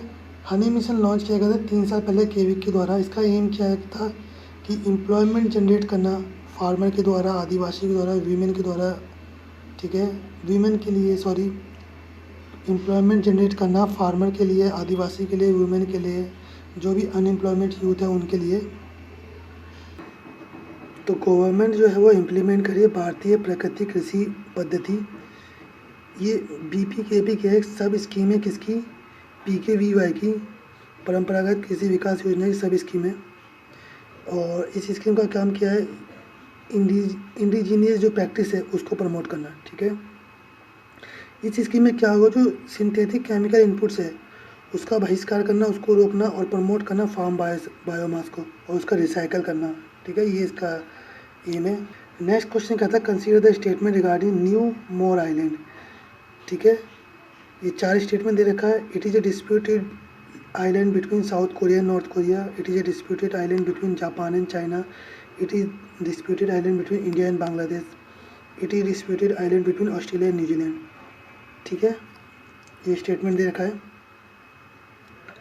आप वीडियो पर उसके आंसर दीजिए। तो ये आंसर सी है, इंडिया और बांग्लादेश के बीच में डिस्प्यूट लैंड है, ठीक है। ये जो है भारत और इंडिया और बांग्लादेश के बीच में है, लेकिन यहाँ ना इस आइलैंड पे कोई भी परमानेंट सेटलमेंट नहीं है, मतलब कोई भी इंसान रहता नहीं है, मतलब ना तो भारत का रहता है ना तो बांग्लादेश का रहता है, क्योंकि यहाँ हर साल फ्लड आता रहता है, ठीक है। ये देखिए, ये है आपका न्यू मोरे आइलैंड, ठीक है। नेक्स्ट क्वेश्चन देखते हैं। Consider the following statement regarding Chandrashekhar Azad, ठीक है। तो रिसेंटली न्यूज़ देखी होगी आपने चंद्रशेखर आज़ाद जी के बारे में। तो पहला स्टेटमेंट कहता है Azad was involve in the Kakori train robbery. Second, Mahatma Gandhi launch the non cooperation movement, Azad took part in it. तीसरा, he was involve in the shooting of JP Saunders at Lahore in 1928। Correct answer बताना आपको, हिंदी में एक तो अच्छे से समझ आएगा। चंद्रशेखर आज़ाद के संबंध में निम्नलिखित कथनों पर विचार करें। पहला, आज़ाद ककोरी ट्रेन डकैती में शामिल थे। सेकंड, महात्मा गांधी ने असहयोग आंदोलन चलाया, आज़ाद ने इसमें भाग लिया। थर्ड, वह 1928 में लाहौर में जेपी सॉर्डन की शूटिंग में शामिल थे, ठीक है, उनको मारने में शामिल थे। सही उत्तर बताना, वीडियो पॉज करके आंसर दीजिए आप। तो दोस्तों इसके तीनों स्टेटमेंट ठीक है। तो ककोरी ट्रेन रॉबरी कब हुई थी? अगस्त 9, 1925 को हुई थी। ये ब्रिटिश राज के अगेंस्ट थे, और जो आज़ाद थे वो जेपी सॉन्डर्स को मारने में भी शामिल थे 1928 में, क्योंकि जो जेपी सॉन्डर्स थे उन्होंने लाला लाजपत राय को जान से मार दिया था, ठीक है। और फिर क्या होता है कि एक पार्क में ये अकेले ही पुलिस वाले से लड़ रहे होते हैं, उनके पास एक पिस्तौल होती है, ठीक है। तो वो अपने आप को ही गोली मार लेते हैं, क्योंकि वो कहते थे कि मैं मरूंगा तो एक फ्री आदमी की तरह मरूंगा, ठीक है, ना कि ब्रिटिश के कब्जे में मरूंगा। तो 27 फरवरी 1931 को उनकी मृत्यु हो जाती है। आज़ाद का जन्म होता है 23 जुलाई 1906 में, और जो जलियांवाला बाग 1929 को हुआ था, उसका जो उससे जो बहुत ज़्यादा इफ़ेक्ट हुए थे आज़ाद, ठीक है। और तभी उन्होंने फ्रीडम जो स्ट्रगल उसे ज्वाइन किया था 1921 में, जब वो स्कूल में पढ़ते थे, ठीक है। जब 1931 दिसंबर में महात्मा गांधी ने नॉन कोऑपरेशन मूवमेंट लॉन्च किया तो आज़ाद ने उसमें पार्टिसिपेट किया, ठीक है। और जब उन्होंने पार्टिसिपेट किया तो पुलिस ने उन्हें अरेस्ट कर लिया और मजिस्ट्रेट के सामने पेश किया। तभी उन्होंने इसी नॉन कोऑपरेशन की वजह से, जब उन्हें जेल में वो मजिस्ट्रेट के सामने पेश किया गया तो उन्होंने उससे पूछा गया भाई तुम्हारा नाम क्या है, तो उन्होंने बताया मेरा नाम आज़ाद है, मेरे फादर का नाम स्वतंत्रता है, और मेरा रेसिडेंट कहाँ है, प्रिजन है, ठीक है। तभी से उन्हें टाइटल मिला आज़ाद का, ठीक है, ठीक है। जब नॉन कोऑपरेशन मूवमेंट 1922 को ख़त्म हुआ तो आज़ाद ने ज्वाइन किया Hindustan Republican association. Next question कहता है कंसीडर द स्टेटमेंट रिगार्डिंग राष्ट्रीय Gram Swaraj Abhiyan. It is a central sector scheme. Second, the primary aim of strengthening of Panchayati Raj institution for achieving sustainable development goal. तीसरा, there is provision for forming new panchayat in every village by 2030। Incorrect answer बता रहे हैं, हिंदी में एक तो अच्छे समझ आएगा। राष्ट्रीय ग्राम स्वराज अभियान के संबंध में कथन पर विचार करें। यह एक केंद्रीय क्षेत्र की योजना है। सेकंड, सतत विकास लक्ष्यों को प्राप्त करने के लिए पंचायती राज संस्थाओं को मजबूत करने का प्राथमिक उद्देश्य है। 2030 तक हर गांव में नई पंचायत बनाने का प्रावधान है। गलत उत्तर बताना आपको, वीडियो पॉज करके आंसर दीजिए। तो इसका आंसर डी है, 1 और 3 रॉन्ग है, देखते हैं।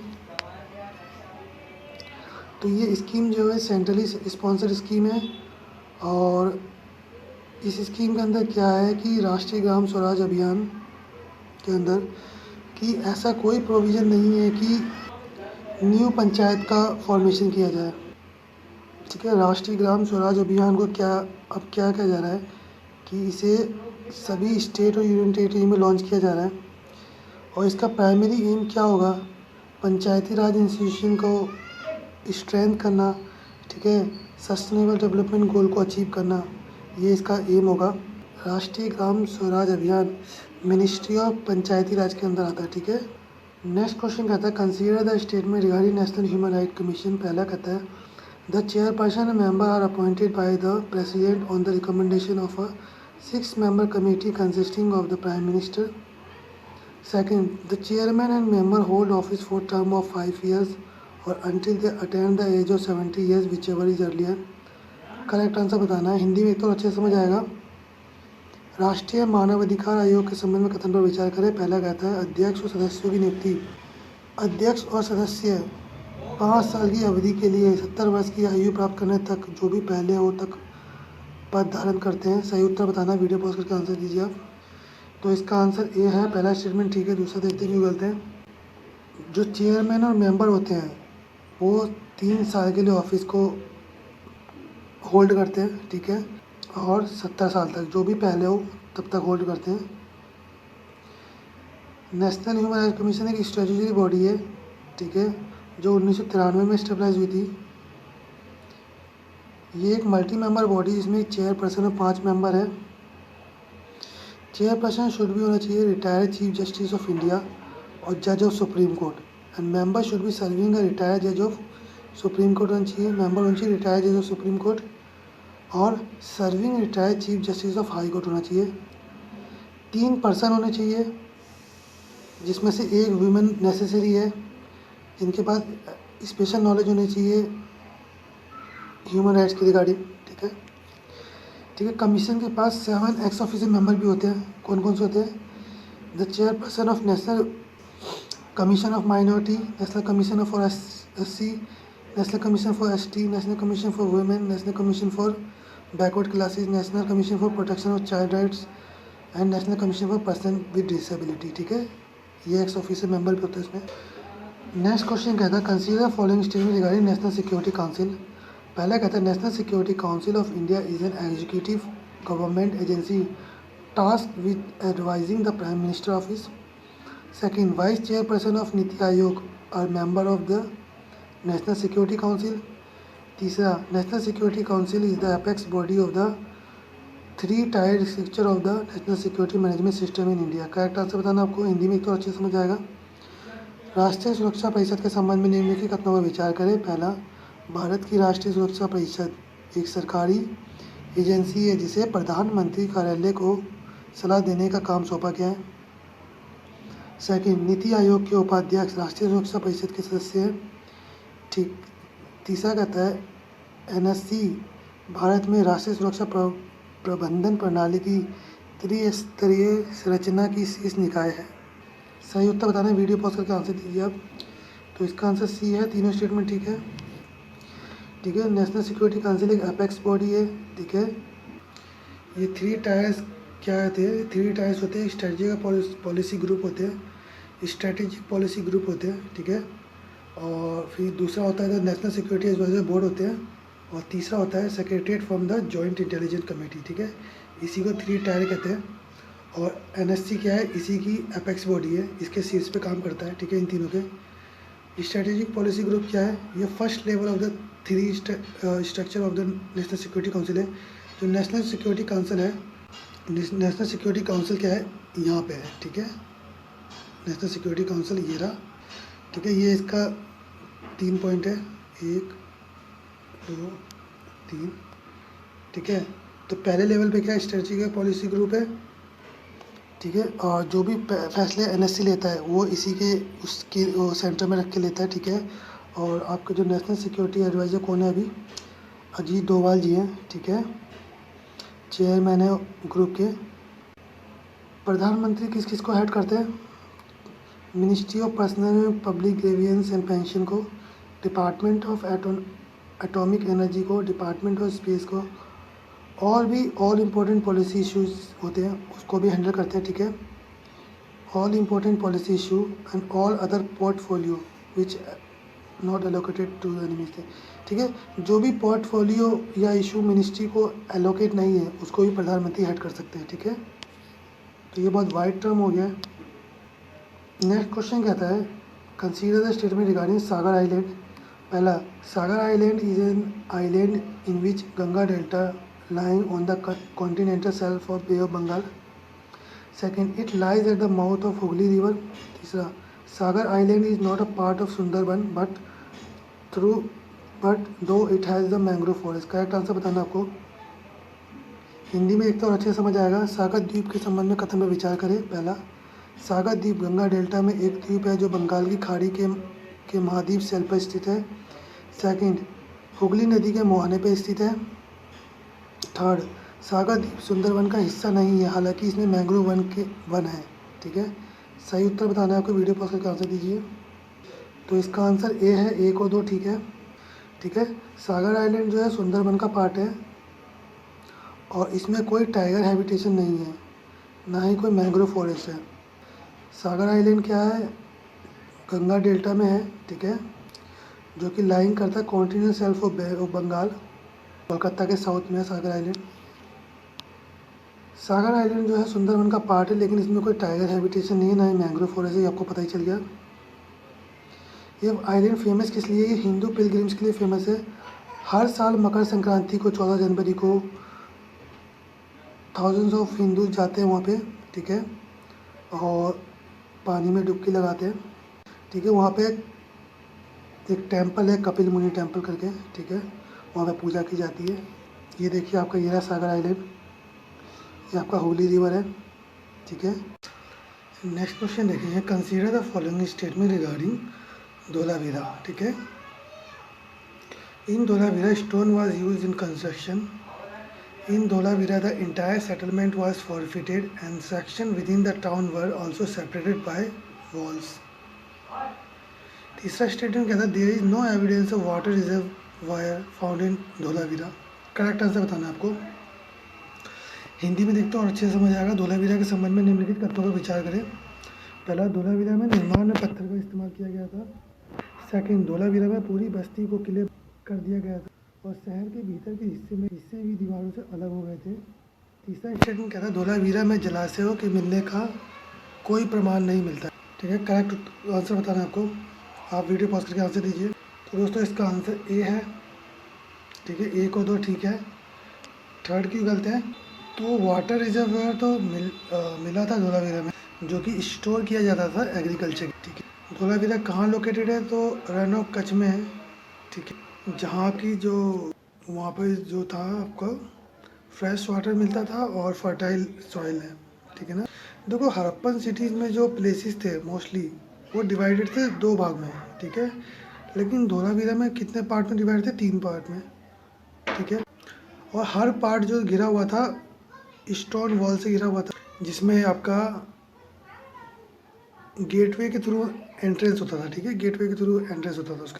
ठीक है, एक बहुत बड़ा सा ग्राउंड जैसा था। ठीक है, ओपन एरिया था सेटलमेंट के अंदर, जिसका इस्तेमाल होता था पब्लिक सेरेमनीज के लिए। जो आम सार्वजनिक समारोह होते थे ना, उनके लिए वो प्लेसेस थे।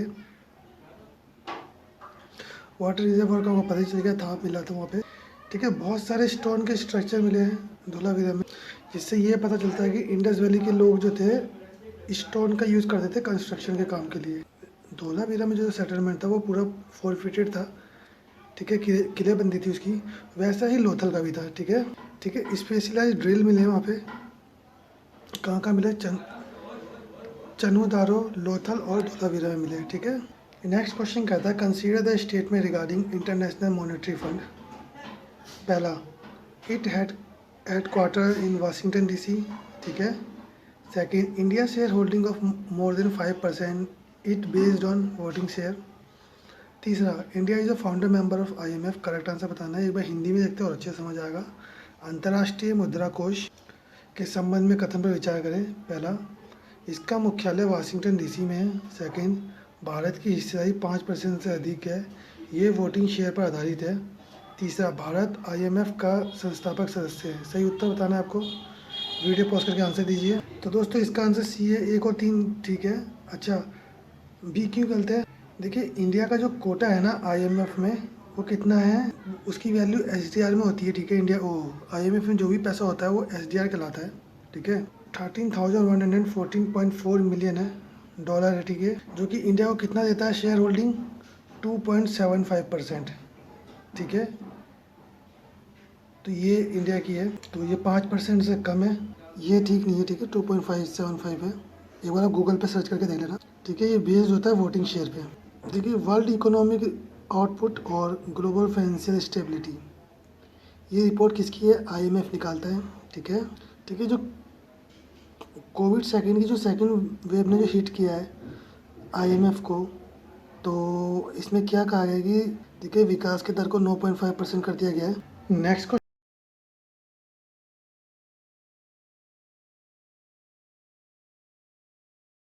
क्वेश्चन देखते हैं, कंसीडर द स्टेटमेंट रिगार्डिंग प्रधानमंत्री जन विकास कार्यक्रम, ठीक है। पहला स्टेटमेंट कहता है प्रधानमंत्री जन विकास कार्यक्रम is centrally sponsored scheme. Second कहता है it is implemented by ministry of minority affair. Correct answer बताना है आपको। हिंदी में देखते हैं, एक बार अच्छे से समझ आएगा। प्रधानमंत्री जन विकास कार्यक्रम के संबंध में बयान पर विचार करें। पहला कहता है प्रधानमंत्री जन विकास कार्यक्रम केंद्र प्रायोजित योजना है। सेकंड कहता है इसे अल्पसंख्यक कार्य मंत्रालय द्वारा क्रियान्वित किया जाता है। सही उत्तर बताना है, वीडियो पॉज करके आंसर दीजिए। तो दोस्तों इसके दोनों स्टेटमेंट ठीक है। जो प्रधानमंत्री जन विकास कार्यक्रम है उसको 2018 में पुनर्गठित किया गया है, मतलब रीस्ट्रक्चर किया गया है, और अब इसे सामाजिक आर्थिक बुनियादी ढांचे और बुनियादी सुविधाओं के विकास के उद्देश्य के लिए 1300 अल्पसंख्यक बहुल क्षेत्रों में लागू किया जा रहा है, ठीक है। क्वेश्चन 4 क्या है, कंसीडर द फॉलोइंग स्टेटमेंट कहता है। पहला कहता है Nauka is the biggest space laboratory Russia has launched. तीसरा Aquilaria malacensis is a species of animal and it is found in Bangladesh, Bhutan and India only. AgriStack is a part of Memorandum of Understanding signed between Ministry of Agriculture and Microsoft. Correct answer बताना है आपको। हिंदी में एक तो अच्छे से समझ आएगा। निम्नलिखित कथनों पर विचार करें। पहला कहते हैं नौका रूस द्वारा लॉन्च की गई सबसे बड़ी अंतरिक्ष प्रयोगशाला है। सेकंड एक्यूलेरिया मेलाकेसिस जानवर की एक प्रजाति है और यह केवल बांग्लादेश, भूटान और भारत में पाई जाती है। तीसरा एग्रीस्टेक कृषि मंत्रालय और माइक्रोसॉफ्ट के बीच में हस्ताक्षरित मेमोरेंडम ऑफ अंडरस्टैंडिंग का एक हिस्सा है। सही उत्तर बताना है आपको, वीडियो पॉज का आंसर दीजिए। तो इसका आंसर डी है, 1 और 3 ठीक है। तो एग्रीवुड क्या है, ये एक्यूलेरिया मलाकेंसिस ये स्पीस है, ये है प्लांट की एक स्पीस है, ना कि एनिमल की, ठीक है। ये मिलता है कहाँ पे, बांग्लादेश में मिलता है, भूटान में मिलता है, इंडिया में मिलता है, इंडोनेशिया में मिलता है, Laos, Malaysia, Myanmar, Philippines, Singapore, Thailand, यहाँ मिलता है, ठीक है। नौका का रसिया में मतलब होता है साइंस। ये रसिया की बिगेस्ट स्पेस लेबोरेटरी है, ठीक है। इसे ऑर्बिट में भेजा गया था 2021 में और इसने 8 दिन लिए थे, ठीक है। कहाँ पहुँचने में, ISS में, इंटरनेशनल स्पेस स्टेशन में। ISS क्या है, कोलैबोरेटिंग एफर्ट है 5 कंट्री के साथ। 5 कंट्री ने मिलकर किया कि नासा है आपका जो कि यूनाइटेड स्टेट्स का है, रोस्कोसमोस है ये रसिया का है, जाका है जापान का है, ESA यूरोप का है, CSA कनाडा का है, ठीक है। एग्रीवुड के बारे में आपको पता ही चल गया। और देख लेते हैं एग्रीवुड की क्या है। अब इसकी जो डिमांड हो गई, अगरवुड की जो डिमांड हो गई वो बढ़ चुकी है, ठीक है।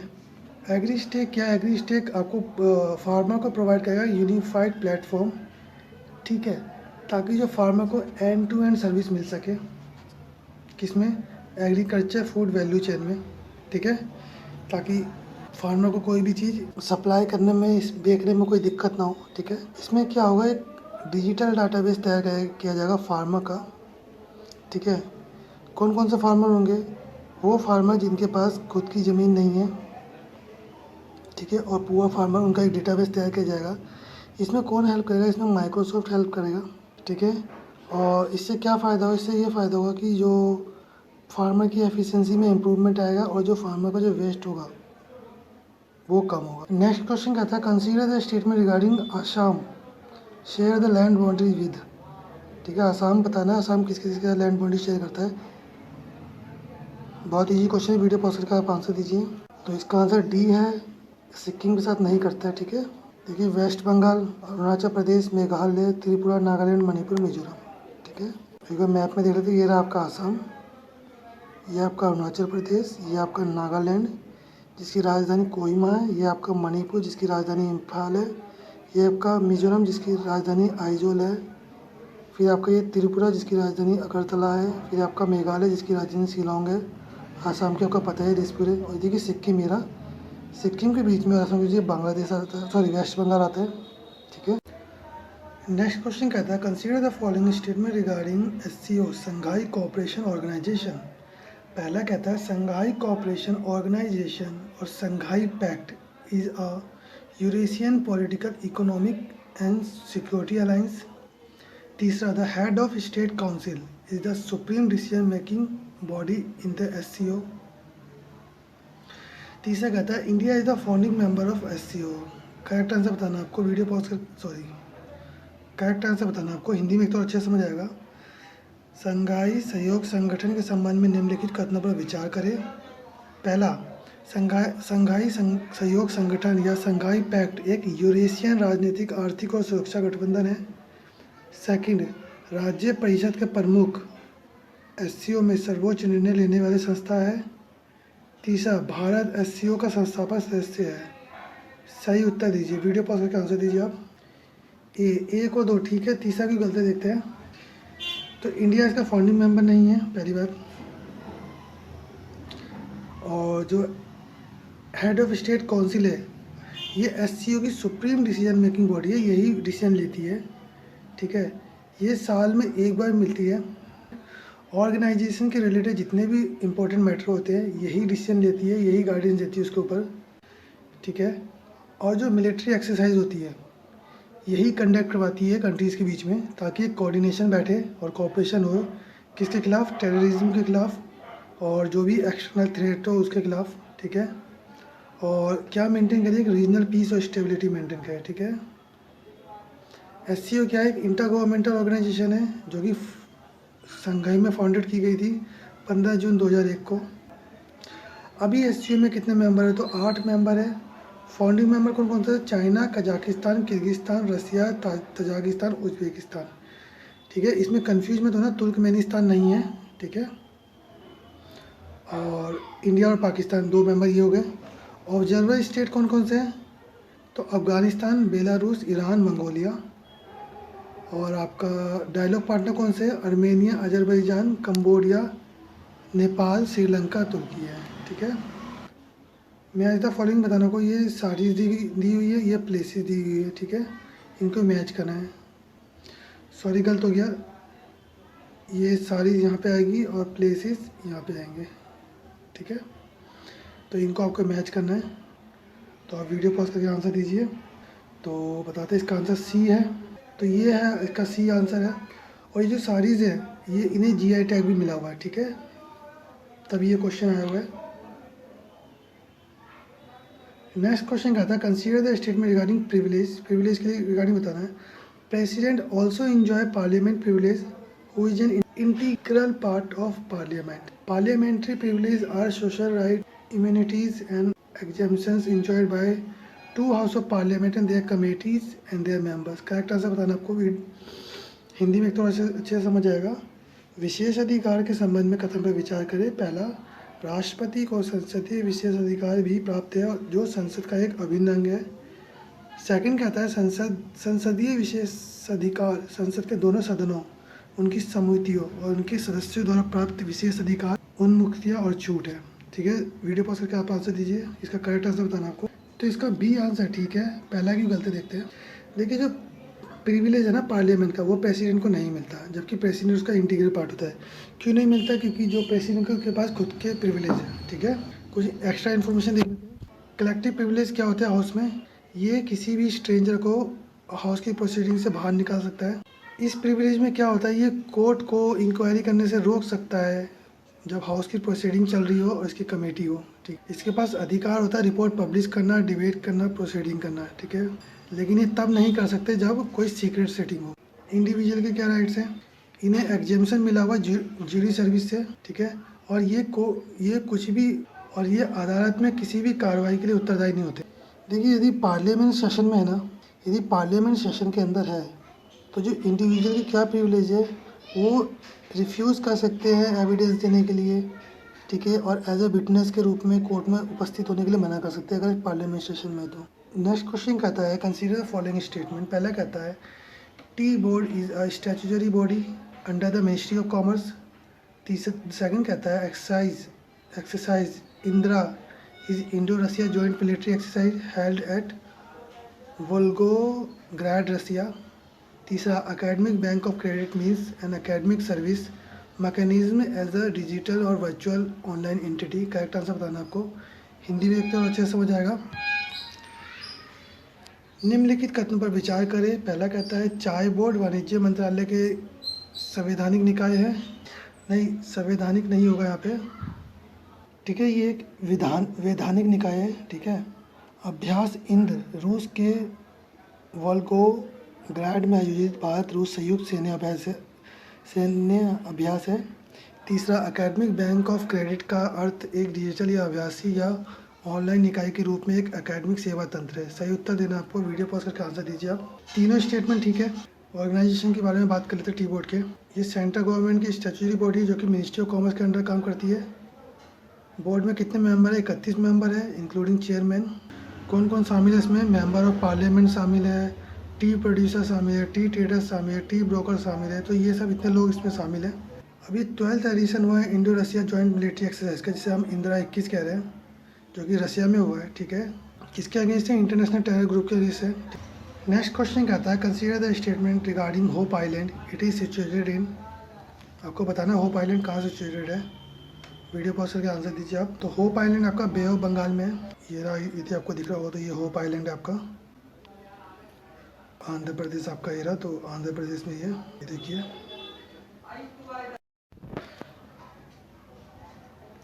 नेक्स्ट क्वेश्चन कहता है consider the following statement regarding gross environment product GEP. पहला कहता है it aims to specific indicators to measure the total economic value of all economic product and services. Second कहता है GEP is the total value of final ecosystem goods and service supplied to human wellbeing in a region annually. Correct answer बताना आपको, हिंदी में देखते और अच्छे समझ आएगा। सकल पर्यावरण उत्पाद के संबंध में निम्नलिखित कथनों पर विचार करें। पहला, इसका उद्देश्य सभी पारिस्थितिक तंत्र उत्पादों और सेवाओं के कुल आर्थिक मूल्य को मापने के लिए विशिष्ट संकेत है। सेकंड, जीपी एक क्षेत्र में मानव कल्याण के लिए आपूर्ति की जाने वाली अंतिम परिस्थिति की तंत्र की वस्तु और सेवाओं का कोई मूल्य है। सही उत्तर बताना है, फिर वीडियो पॉज करके आंसर दीजिए आप। तो इसका आंसर सी है, सारे स्टेटमेंट ठीक है। सेकंड क्वेश्चन कहता है कंसीडर द स्टेटमेंट रिगार्डिंग राष्ट्रीय Gram Swaraj Abhiyan it is a sector scheme. Second, the primary aim of strengthening of Panchayati Raj institution for achieving sustainable development goal. तीसरा, there is provision for forming new panchayat in every village by 2030। Incorrect answer बताना, हिंदी में देखते और अच्छे से समझ आएगा। राष्ट्रीय ग्राम स्वराज अभियान के संबंध में निम्नलिखित कथनों पर विचार करें। पहला, यह है केंद्रीय क्षेत्र की योजना है। सेकंड, सतत विकास लक्ष्यों को प्राप्त करने के लिए पंचायती राज संस्थाओं को मजबूत करने का प्राथमिक उद्देश्य है। तीसरा, 2030 तक हर गांव में नई पंचायत बनाने का प्रावधान है। इनकरेक्ट आंसर आपको बताना है, तो इसका डी आंसर है। तो ये एक सेंट्रली स्पॉन्सर्ड स्कीम है, और जो राष्ट्रीय ग्राम स्वराज अभियान है इसके अंदर एक प्रोविज़न है कि न्यू पंचायत का फॉर्मेशन नहीं होगा। इसको हमने पहले भी डिस्क्राइब किया हुआ है, तो आप वहाँ से देख लीजिएगा। ये मैच द फॉलोइंग करना है आपको। ये राइट्स दे रखे हैं या आर्टिकल दे रखे हैं, आपको इसके अकॉर्डिंग करना है, ठीक है। आप वीडियो पॉज करके आंसर दीजिए। राइट टू इक्वलिटी किस आर्टिकल में? आर्टिकल 14 से 18 में है। राइट टू फ्रीडम किस में है? आर्टिकल 19 से 22 में है। राइट अगेंस्ट एक्सप्लॉयटेशन किस में है? आर्टिकल 23 से 24 में है। Right to freedom of religion किस में है? आर्टिकल 25 से 28 में है। कल्चर एंड एजुकेशनल राइट्स किस में है? आर्टिकल 29 से 30 में है।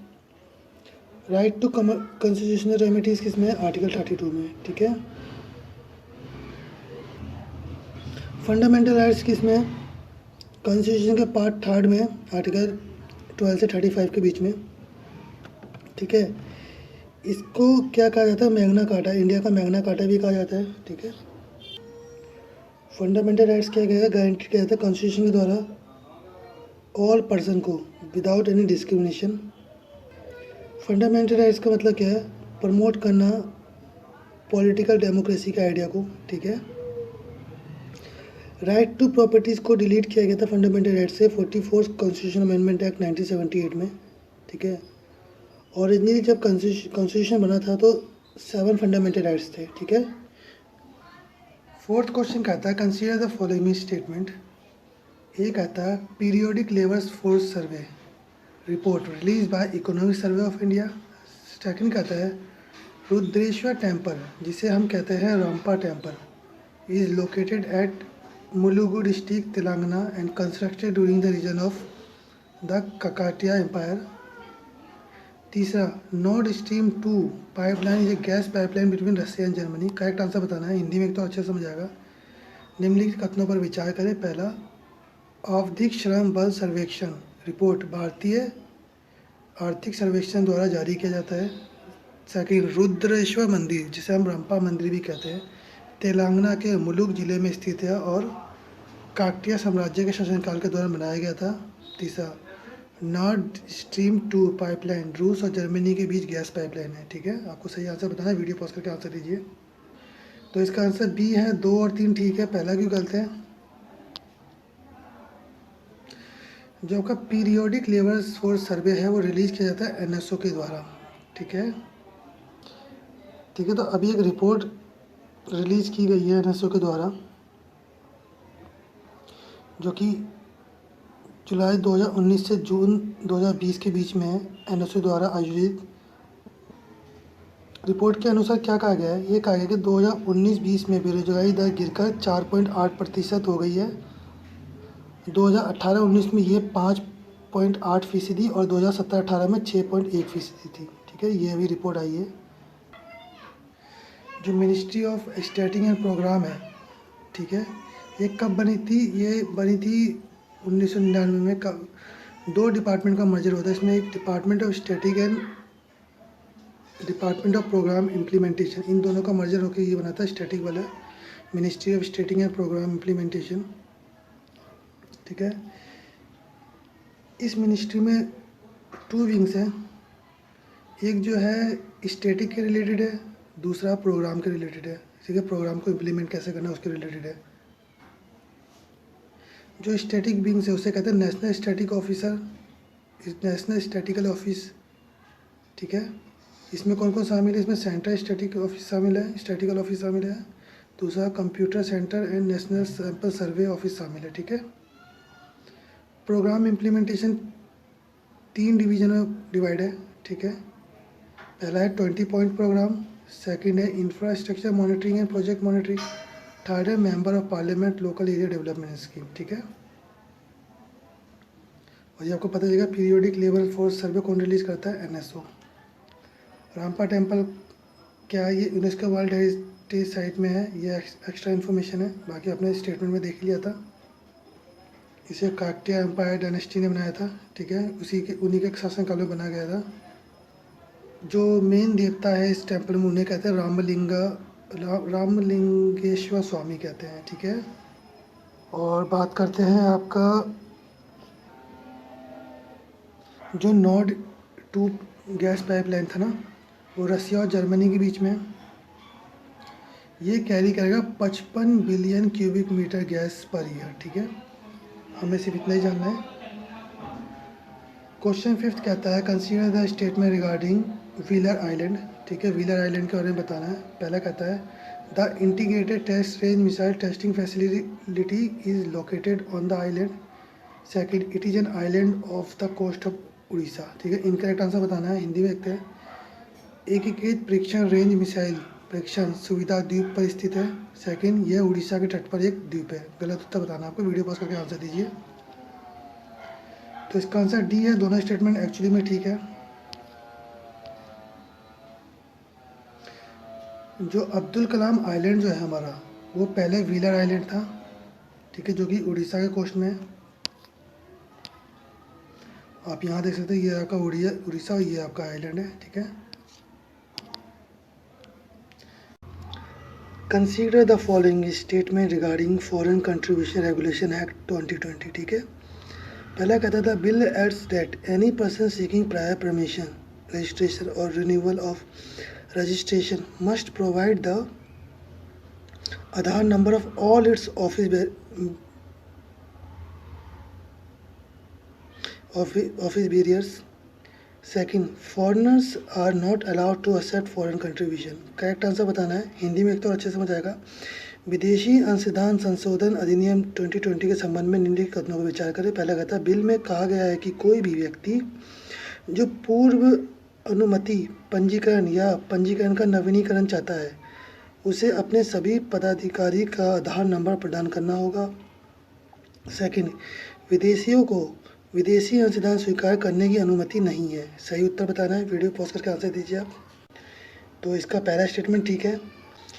देखिए, जो फॉरेन है ना, वो भी विदेशी फ़ंड एक्सेप्ट कर सकते हैं, लेकिन उन्हें क्या देना पड़ेगा, पासपोर्ट की फ़ोटोकॉपी देनी पड़ेगी, और जिनके पास OCI कार्ड है, ओवरसीज सिटीजनशिप ऑफ इंडिया का कार्ड है, वो देना पड़ेगा, ठीक है। ये जो बिल हुआ था FCRA 2020 इंट्रोड्यूस हुआ था, लोकसभा में हुआ था, ठीक है, 20 सितंबर को। और बिल ने किसको अमेंड किया, तो बिल ने अमेंड किया फॉरेन कंट्रीब्यूशन रेगुलेशन एक्ट 2010 को अमेंड किया है, जो कि हो गया 2020। अब एक्ट क्या करेगा, एक्ट रेगुलेट करेगा जो भी फॉरेन कंट्रीब्यूशन आएगा बाहर से, और इंडिविजुअल लेगा या एसोसिएशन लेगा या कोई कंपनी लेती है, उसको रेगुलेट करेगा। फॉरेन कंट्रीब्यूशन कैसे कहते हैं, कोई भी डोनेशन और ट्रांसफ़र एनी करेंसी, सिक्योरिटी और आर्टिकल बाय फॉरेन सोर्स, बाहर से, उसे कहते हैं फॉरेन कंट्रीब्यूशन, ठीक है। ठीक है, क्या प्रोहिबिशन है इस एक्ट के अंदर, तो जो पर्सन है वो पैसा एक्सेप्ट नहीं कर सकता। कब नहीं कर सकता, इलेक्शन कैंडिडेट एक्सेप्ट नहीं कर सकता, एडिटर और पब्लिशर ऑफ न्यूज़पेपर, ये लोग एक्सेप्ट नहीं कर सकते, जजेस एक्सेप्ट नहीं कर सकते, गवर्नमेंट सर्वेंट एक्सेप्ट नहीं कर सकते, लेजिस्लेचर के मेंबर एक्सेप्ट नहीं कर सकते, पॉलिटिकल पार्टीज एक्सेप्ट नहीं कर सकती, ठीक है। पब्लिक सर्वेंट कौन है, पब्लिक सर्वेंट वो जो इंडियन पेनल कोड में डिफाइन है, ठीक है। और पब्लिक सर्वेंट कौन इंक्लूड होते हैं, जो गवर्नमेंट के पे है। सेकंड क्वेश्चन कहता है, consider the statement regarding monkey pox. पहला, currently there is no proven safe treatment for monkey pox virus infection. Second, monkey pox is a viral zoonotic disease. तीसरा, monkey pox is a rare disease that is cause by infection with the monkey pox virus. Current answer बताना आपको, हिंदी में देखते हैं, अच्छे समझ आएगा। Monkey pox के संबंध में कथन पर विचार करें। पहला कहता है, वर्तमान में मंकी पॉक्स वायरस संक्रमण के लिए कोई सिद्ध सुरक्षित उपचार नहीं है। सेकंड, मंकी पॉक्स एक वायरल जूनोटिक बीमारी है। तीसरा, मंकी पॉक्स एक दुर्लभ बीमारी है जो मंकी पॉक्स वायरस के संक्रमण के कारण होती है। सही उत्तर बताना है, वीडियो पॉज करके आंसर दीजिए आप। तो इसके तीनों स्टेटमेंट ठीक है, तो 3 पॉइंट आपको मंकी पॉक्स के बारे में पता चल गया। देखिए, मंकी पॉक्स वायरस का ट्रांसमिशन कैसे होता है, जब पर्सन उसके कांटेक्ट में आता है। वायरस एंटर कैसे करता है बॉडी में, जो स्किन कहीं से कटी हो वहाँ से करता है। रेस्पिरेटरी ट्रैक्ट मतलब सांस लेने की जगह से एंटर कर सकता है आपका, ठीक है। आँख, नाक, मुंह, ठीक है, जो भी दिख रहा है मतलब आपके शरीर में जो भी ऐसी चीज़ जिससे कोई वायरस अंदर जा सकता है, तो उससे होता है, ठीक है। एनिमल टू ह्यूमन कब होगा, जब वो काट लेगा आपको या स्क्रैच कर लेगा सब। इसका ट्रीटमेंट क्या है, तो कोई अभी ट्रीटमेंट नहीं है, ठीक है, मंकी पॉक्स वायरस का। ये अभी यूनाइटेड स्टेट में हुआ है, ठीक है। और इसमें क्या है कि इसमें वैसे तो कुछ नहीं, लेकिन इसको कंट्रोल करने के लिए क्या है, स्मॉल पॉक्स में जो वैक्सीन यूज होती है वो इस्तेमाल करते हैं, एंटीवायरल की वैक्सीन इस्तेमाल करते हैं, वैक्सीनिया की इम्यूनोग्लोबिन करते हैं इस्तेमाल। तो इसका एक खुद का एक वैक्सीन नहीं है ये, मतलब इसको कंट्रोल करने के लिए क्या जाता है, इन सब वैक्सीनों का इस्तेमाल किया जाता है। मतलब इसके लिए इसके पास प्रॉपर कोई सेफ ट्रीटमेंट नहीं है इसका, ठीक है। ये तो इसका जो ऑलरेडी डिजीज़ है उनके वैक्सीन इस्तेमाल किए जाते हैं इसके ऊपर। नेक्स्ट क्वेश्चन कहता है, consider the statement regarding centre state relation पहला कहता है state legislature can make law for the whole और any part of the state which consent of the parliament. Second, the law of parliament are applicable to the Indian citizen and their property in any part of the world. Correct answer बताना है। हिंदी में एक तो अच्छे समझ आएगा। केंद्र और राज्यों के संबंधों के संबंध में बयान पर विचार करें। पहला, एक राज्य विधायिका संसद की सहमति से परे या राज्य के किसी भी हिस्से के लिए कानून बना सकती है। सेकंड, संसद के कानून भारतीय नागरिकों और दुनिया के किसी भी हिस्से में उनकी संपत्ति पर लागू होते हैं। सही उत्तर बताना है। वीडियो पॉज करके आप आंसर दीजिए। इसका आंसर बी है, ये स्टेटमेंट ठीक है। तो स्टेट लेजिस्लेचर लॉ बना सकता है पूरे स्टेट का और स्टेट के किसी भी पार्ट में, ठीक है। आर्टिकल 245 से 255 जो कि पार्ट 11 में कॉन्स्टिट्यूशन के, वो डील करता है लेजिस्लेचर रिलेशन बिटवीन सेंटर और स्टेट के, ठीक है। जो पार्लियामेंट के जो लॉ है वो एप्लीकेबल होते हैं इंडियन सिटीजन पे और इनकी जितनी भी प्रॉपर्टी होगी वर्ल्ड में उस पर, ठीक है। कंसीडर द स्टेटमेंट, 3 स्टेटमेंट दे रखे हैं। Garib Nawaz employment scheme launch by West Bengal government. Second, India state of forest report release by forest survey of India. Third, north stream 2 pipeline is a gas pipeline between Russia and Germany. ये statement पहले भी आ गया था। Correct answer बताना आपको। हिंदी में एक तो अच्छे समझ आएगा। निम्नलिखित कथन पर विचार करें। पहला, पश्चिम बंगाल सरकार द्वारा शुरू की गई गरीब नवाज रोजगार योजना है। सेकंड, भारतीय वन सर्वेक्षण द्वारा जारी India state of forest report है। सेकंड, नॉर्थ स्ट्रीम 2 पाइपलाइन रूस और जर्मनी के बीच गैस पाइपलाइन है। सही उत्तर बताना आपको। वीडियो पॉज करके आंसर दीजिए आप। तो इसका आंसर बी है। 2 और 3 ठीक है। पहला की गलती देखते हैं। जो मौलाना आज़ाद एजुकेशन फाउंडेशन है वो मिनिस्ट्री ऑफ माइनॉरिटी का है, ठीक है। उन्होंने लॉन्च किया है और ये लॉन्च किया गया था 2017-18 में, ताकि इनको जो माइनॉरिटी है उनको स्किल डेवलपमेंट का कोर्स कराया जा सके और उन यूथ को जॉब प्रोवाइड किया जा सके, ठीक है। Indian state forest report release किया जाता है फॉरेस्ट सर्वे ऑफ इंडिया के द्वारा और अभी इसने रिसेंटली 16 रिलीज़ किया है, ठीक है। और ये 2 साल में एक बार लॉन्च होता है, ठीक है। ये हमारे जुलाई का लास्ट क्वेश्चन है, ठीक है। और हमने पूरी जुलाई के MCQ कवर कर लिए। अब इसके व्यूज़ बताएंगे कि हमें आगे वीडियो लानी चाहिए नहीं लानी चाहिए, ठीक है। Consider the statement regarding Kolleru lake. पहला कहता है Kolleru lake is one of the largest fresh water lake in India.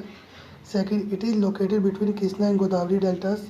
तीसरा, many birds migrate here in winter such as Siberian crane. Correct answer बताना। हिंदी में एक तो अच्छा समझ आएगा। कोलेरू झील के संबंध में कथन पर विचार करें। पहला, कोलेरू झील भारत की सबसे बड़ी मीठे पानी की झील में से एक है। सेकंड, ये कृष्णा और गोदावरी डेल्टा के बीच में स्थित है। थर्ड, कई पक्षी यहाँ सर्दियों में प्रवास करते हैं जैसे साइबेरियन क्रेन। सही उत्तर बताना। वीडियो पॉज करके आंसर दीजिए। तो इसका आंसर सी है। सारे स्टेटमेंट ठीक है। ये आपका कोलेरू लेक है आंध्र प्रदेश में, ठीक है। तो दोस्तों ये हमारा लास्ट क्वेश्चन था जुलाई का, ठीक है। अब अगस्त के मंथली क्वेश्चन लाए जाएंगे। हमारे वीडियो में बने रहने के लिए धन्यवाद।